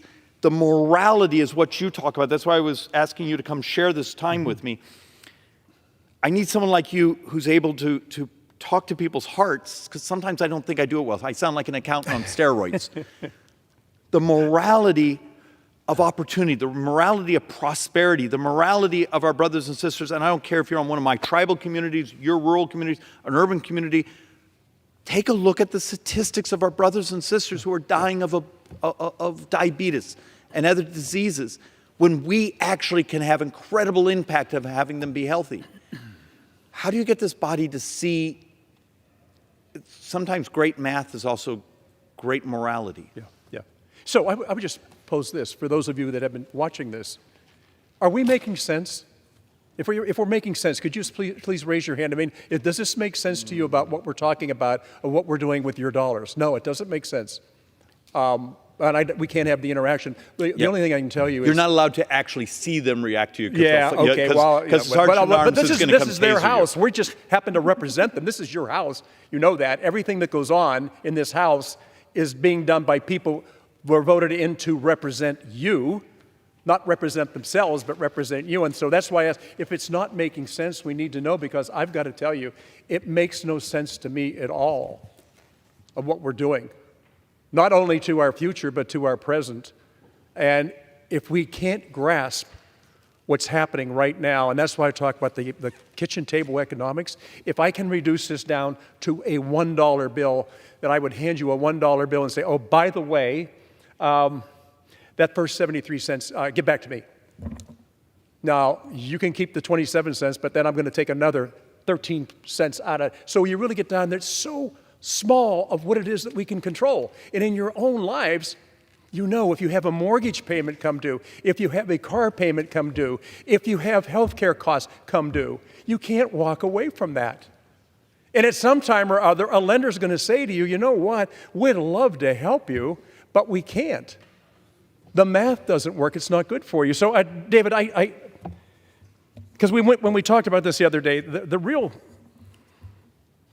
challenge is to make sure that we understand the path that we're on and not try to sugarcoat it for you. I know for myself, the hardest lessons in life to learn are the days that you lost something.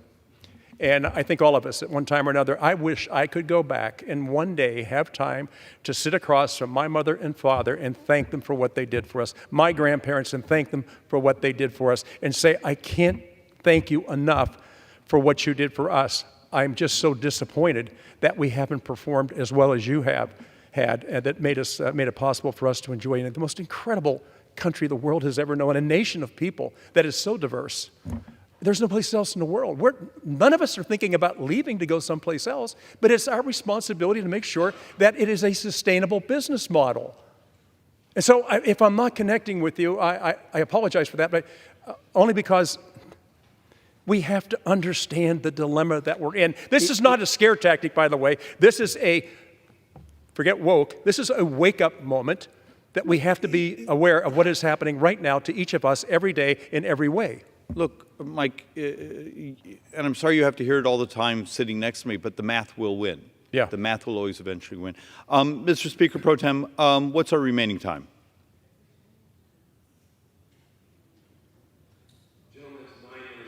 Excellent. Thank you, Mr. Speaker Pro Tem. Mike, I'm going to run through a couple boards real quick. Please do. It's going to be a little thick, and I'm going to do them quick, and we will put these up on the website. If anyone really wants to dive into this, I believe Brian Riedel, about 2 weeks ago, published a fairly substantive with amazing footnotes, so you can, if you actually care about the subject, get it, read it, pull out your calculator, you'll see it proofs out. So let's just, I'm going to blow through this real quick and then sort of help people understand why is some idiot on the floor of the House walking people through maximum sustainable revenue calculations. And I'm trying to make a point, there isn't an easy fix here. No. If we do a deficit commission or something of that nature, it turns out it's going to be complex. You are going to have to deal with things that don't seem interrelated, but they are. You're going to have to talk about immigration. You're going to have to talk about technology. You're going to have to talk about maybe AI. You're going to have to talk about a tax code that promotes growth. You're going to have to talk about changing the way we finance parts of healthcare. And you got to do it all at the same time. And you've seen this place. We're having trouble walking and chewing gum at the same time. So, all right, let's blow through this real quick. Part of the studies out there, and this is from CBO, OMB, and also the Tax Policy Center and the U.S. Treasury have all confirmed these numbers, that if you did a maximum sustainable revenue from taxing the rich, let's first do individual income taxes. If you took the rich and said, you're the top 2% income owners, this is functionally anyone over $400,000, we're going to put a tax rate that maximizes receipts before the calculations say revenues would roll over. And, for some of those, that's like, adding another 10 points on top of it. And then you actually tax some other parts of a state. You actually put a bunch of money into enforcement. So you do all the things. These are all the Democrat proposals added up. And you're picking up another couple points, or another half a point of GDP or so. I have a board where I added all. Then we added in maximizing corporate taxes. Well, it looks like we can get up to about another 0.8% of GDP if you maximize taxes, because we have a little problem in the United States. You go up to like the 28% corporate tax rate, the next increment, you see a bleed saying, well, screw it. We're just going to recharter the headquarters in Ireland, those things. So you hit this point where you start to roll over, and this is in the liberal models, conservative models, the people that just do models, and you walk through everything from the corporate tax hikes that Biden's been promoting, even the new international tax that Secretary Yellen's been pushing. You do the some additional corporate savings by IRS enforcement mechanism. Add that all up. What do you get from that? Then you go in and actually add in, we call it investment taxes. We're going to raise capital gains up to like 39.6%, which we know at that point you sort of hit a wall and you actually get less money in the taxes. You actually do other types. You close all the loopholes. You actually remove the ability to roll over certain assets, the 1031 exchanges, the like for like in kind. You take those all away. You basically take and say, we've done everything to start to maximize income taxes from the rich. Okay, that's a lot of money. But you actually take a look, and I'm sorry, but we had very little time. We took these directly from the report. You can get up to, if you do what they call static, no economic effects, that's about 2% of the economy in new taxes. Then when you do the actual, okay, people stop working, it changes investment, people basically hunker down. So the economic models, you actually get about 1.1 to 2%, so a mean of 1.5. Okay, that's a lot of money. 1.5% of the economy in new taxes. Yay! But did I mention we're borrowing 9% of the economy just this year? So the utopian tax everything of that $400,000 and up. You've maximized every single tax. We're borrowing 9% of the economy just this year, and every tax proposal gets you another 1.5. Does anyone see a little problem? We're living in this fantasy world. And look, God knows I love my charts. and it's I sometimes feel guilty for all. But this one's actually really important for particularly if you're one of my progressive left acquaintances and you care about income inequality and progressivity and all those things. Today's income tax code is the most progressive in U.S. history. That top percent of income earners now pay more of the federal income tax than any time in U.S. history. And this is after our tax reform that Mr. Kelly and I worked on. And yet, I promise you, today, tomorrow, someone will come to that microphone. Well, the Republicans give away to rich people, except we're taxing them more as a percentage of the tax collections. Because we remove so many of our brothers and sisters, the 50% of folks in the economic term, lower quartiles, don't pay income taxes now. And there's the problem. It grew the economy right up to the time of the pandemic. Then we started spending money like crazy on corporate subsidies, Democrat proposals. It's fascinating. They accuse us of liking big business, yet they're the ones giving hundreds and hundreds and hundreds of billions of dollars out as subsidies to corporate America. And at the same time, our tax receipts are falling when they're doing it. It's the weirdest economy you've ever seen. It basically shows modern monetary policy, their Keynesian economics have fallen flat in their face.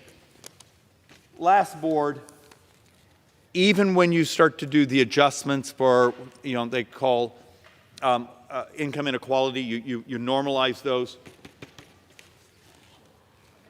Just want to make sure. We have a more progressive tax system today than we've ever had before. And when a member of Congress looks at you in the eyes and says, well, we're just going to tax people over $400,000, that solves the problem. I showed you the boards. It doesn't come close to solving the problem on saving Social Security in 9 years. It's only 1.5% of GDP when we're borrowing 9%. Is there anyone, Mike, you've been here longer than I have. Do we have anyone we work with that owns a calculator that's willing to save this country? I'll let you do the close. Well, thank you for the chance to work with you and for all our friends in the gallery. This is called the People's House because it is truly your house. Anybody that's here was elected. They just didn't walk in and sit down. They take an oath of office to do things in your best interest. And so what we've been trying to go through, and then we look at all the different charts, all of you probably have a $1 bill somewhere in your wallet or your purse. I want you to imagine, take this $1 bill and this is what you actually can control when it comes to the spending. And so when I hear this thing about, well, you just have to cut spending, you just have to cut spending, I said, that's fine. Could you please give me a roadmap of what you want us to cut? And that's not accepted because that's not what's being fed to you. So I've just got to tell you, listen, we're here because of you. We're here for you. I thought the dollar bill was the easiest way to show it because we're all used to that. As I told you, I have 10 grandchildren. When this is, maybe you can all relate to this. When our kids were growing up, they liked to go skiing. And in the wintertime, because I'm from Pennsylvania, they came to me one time and said, Dad, can we go skiing? I said, no, I don't have the money to go this weekend. And they said, sure you do. And they went under the bed and they picked out my checkbook that has 3 checks to a page. And my son said, here, you have all kind of money. I said, well, you have to put the money in before you can write the check to take it out. That was a concept that a child didn't understand. And unfortunately, there's too many children representing you here right now that don't understand what is taking place in every American home and with every one of our hardworking American taxpayers. We're here for you. I don't care if you're Republican, Democrat, Libertarian, or just say, I just wish you keep people we stay the heck out of our lives. We're here. We're representing you. I would ask you, please, communicate with the people who represent you to let them know that you're concerned about the way the country is going in the future, not only for our grandchildren and for our children, but also for us. So, with David, I just think that I hope we got through, and if we didn't, please contact us. We are here every day for you. For you. There's no other reason for us to be here other than for you. So I want to thank you. The gentleman from the Commonwealth of Pennsylvania, the gentleman from the great state of Arizona, your time has expired. Reminder members are not to, or refrain from referencing occupants in the gallery. Speaker's announcement policy of January 9th, 2023. The chair recognizes a gentleman from Tennessee for 30 minutes.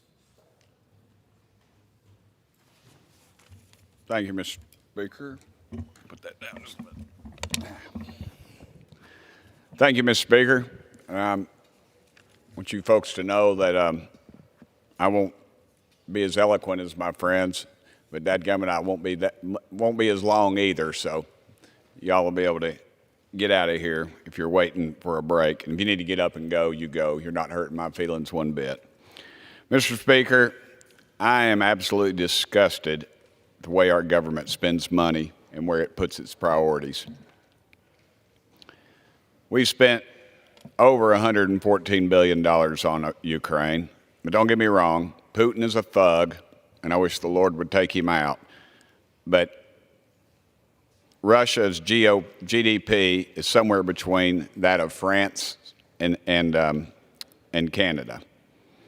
We've given Afghan refugees over $2,200 a month, and we only sent the Maui residents one single $700 payment when they lost everything.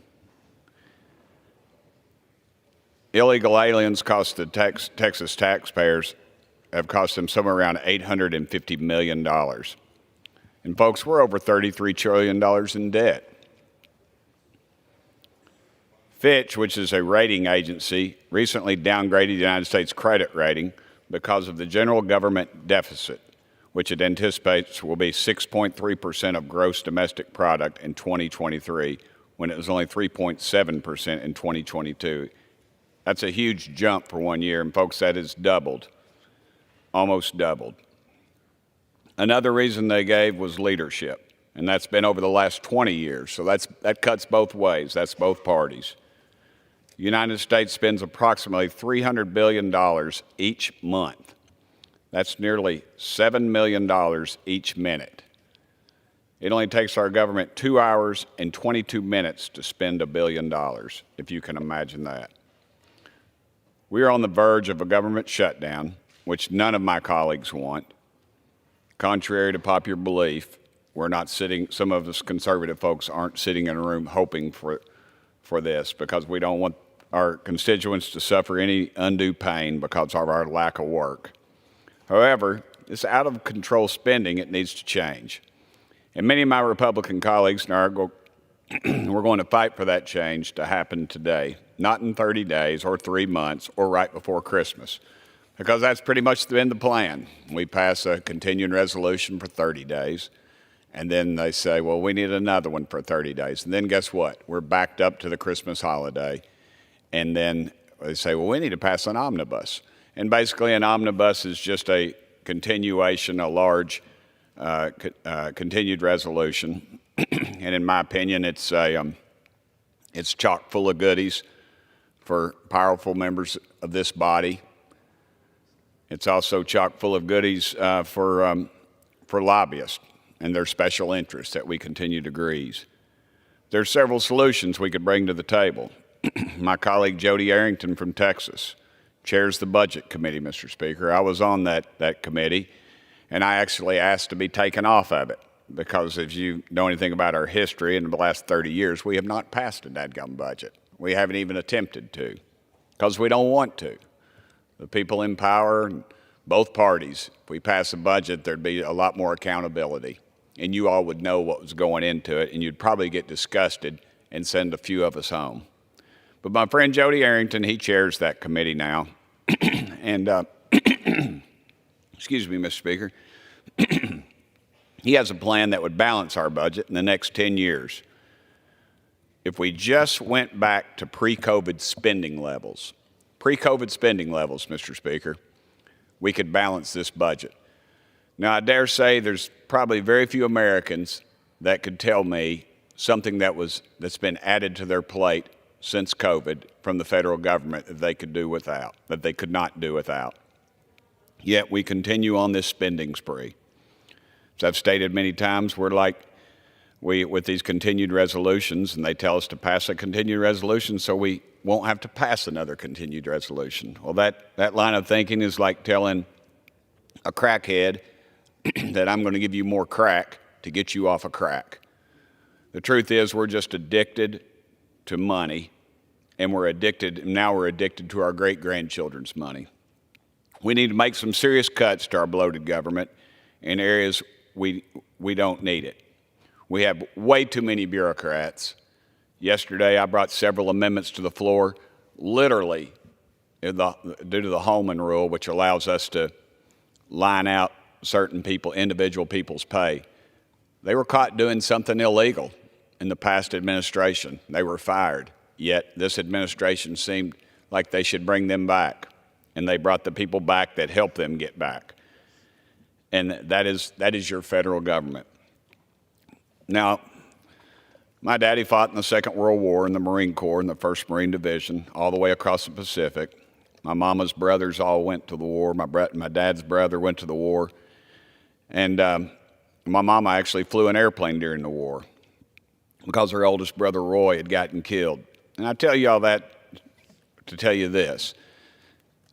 Our Pentagon is a bloated disaster. I prefer to call them the war pimps because that's exactly what they are.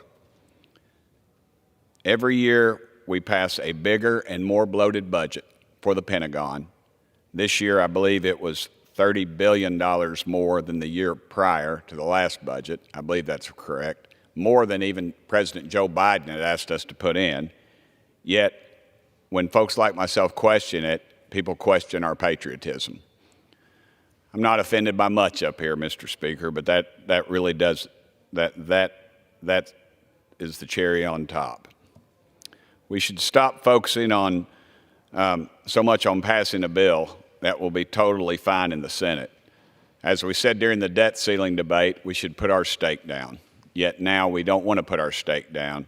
We want to send a bill over there at one time that would just cut the rate of growth, which is Washington speak for not cutting anything. We're not Senate Democrats. We can't pass a budget that looks like theirs. But the art of compromise should be in there. When I was in the state legislature in Tennessee, we passed I was the House sponsor of a bill to raise the speed limit. Now, I asked for 85, knowing that I would get 70, and oddly enough, my Senate colleague was Steve Cohen, who is now my colleague here in the United States Congress. And we compromised, but we knew what we needed. I actually, truth be known, Mr. Speaker, I'd brought Peyton Manning to the floor of the House the week before, I probably could have gotten 100 miles an hour and maybe even gotten communism, I'm not sure, or might have been anointed as king at that point because Peyton was and still is that popular. But that was a different time. But we've got to make some serious changes now, or we're going to lose our dadgum country. I always remember my daddy, who's a World War II veteran. We were at our house in West Knoxville, 8220 Bennington Drive. I no longer live there. We were in the living room, and in the dining room. I remember one of the few times it was cleaned out. We always cleaned it out for Thanksgiving and Christmas, but most of the time it was for storage. But we were in there, and we had this little color TV that was over there, and we were watching the election results come in that night, and they were not going very well. And I remember my daddy said the blessing. It was just me and him, and we had a Mr. Gaddy's pizza, or as I like to say, we were having a traditional Italian meal. But don't send me any letters. I realize that's not very traditional. But anyway, Daddy said the prayer, and he said the blessing, and all he said was, Lord, please do not let us lose our country. And I guess that's what drives me now, because I'm afraid we're going to lose our country. And this continued down this road of reckless spending is going to be the quickest way to get us there. We need to stop spending the American people's hard-earned money like we're a kid in the candy store. One of those areas that we could be doing some cuts, in my opinion, I think we should close down our Department of Education. Now, I have a degree in education. My mama was a school teacher for her whole life. My sister has a degree in education. My daddy was a dean at the University of Tennessee. I didn't mean unfund education, but if we would just send that money to the states and stop Washington, D.C. from taking its cut off the top, I think we could go a long ways. There is not one bureaucrat in Washington, D.C. in the Department of Education that ever taught a little kid how to read at Sarah Moore Green Elementary School in Knoxville, Tennessee, and I dare say there never will be. But they're going to be taking their cut off the top, just like the mob does, and that needs to stop. Allow the states the responsibility that they deserve to be responsible stewards of our money, and send it to them and let them decide. What works in Washington, D.C. sure as heck doesn't work in Claiborne County in East Tennessee. We've got to stop spending the American people's hard-earned money like we're a kid in a candy store with a credit card with no limit, because that limit is coming due. We do not need a continued resolution. We don't need to play any more games. We just need clean bills with real cuts to get our country back on track. Mr. Speaker, I thank you for your time, and I appreciate the folks in the audience's indulgence. Thank you, Mr. Speaker. I yield the remainder of my time. Gentleman yields back. Members are reminded to refrain from referencing occupants in the gallery. Pursuant to Clause 12A of Rule 1, the Chair declares the House in recess subject to call of the Chair.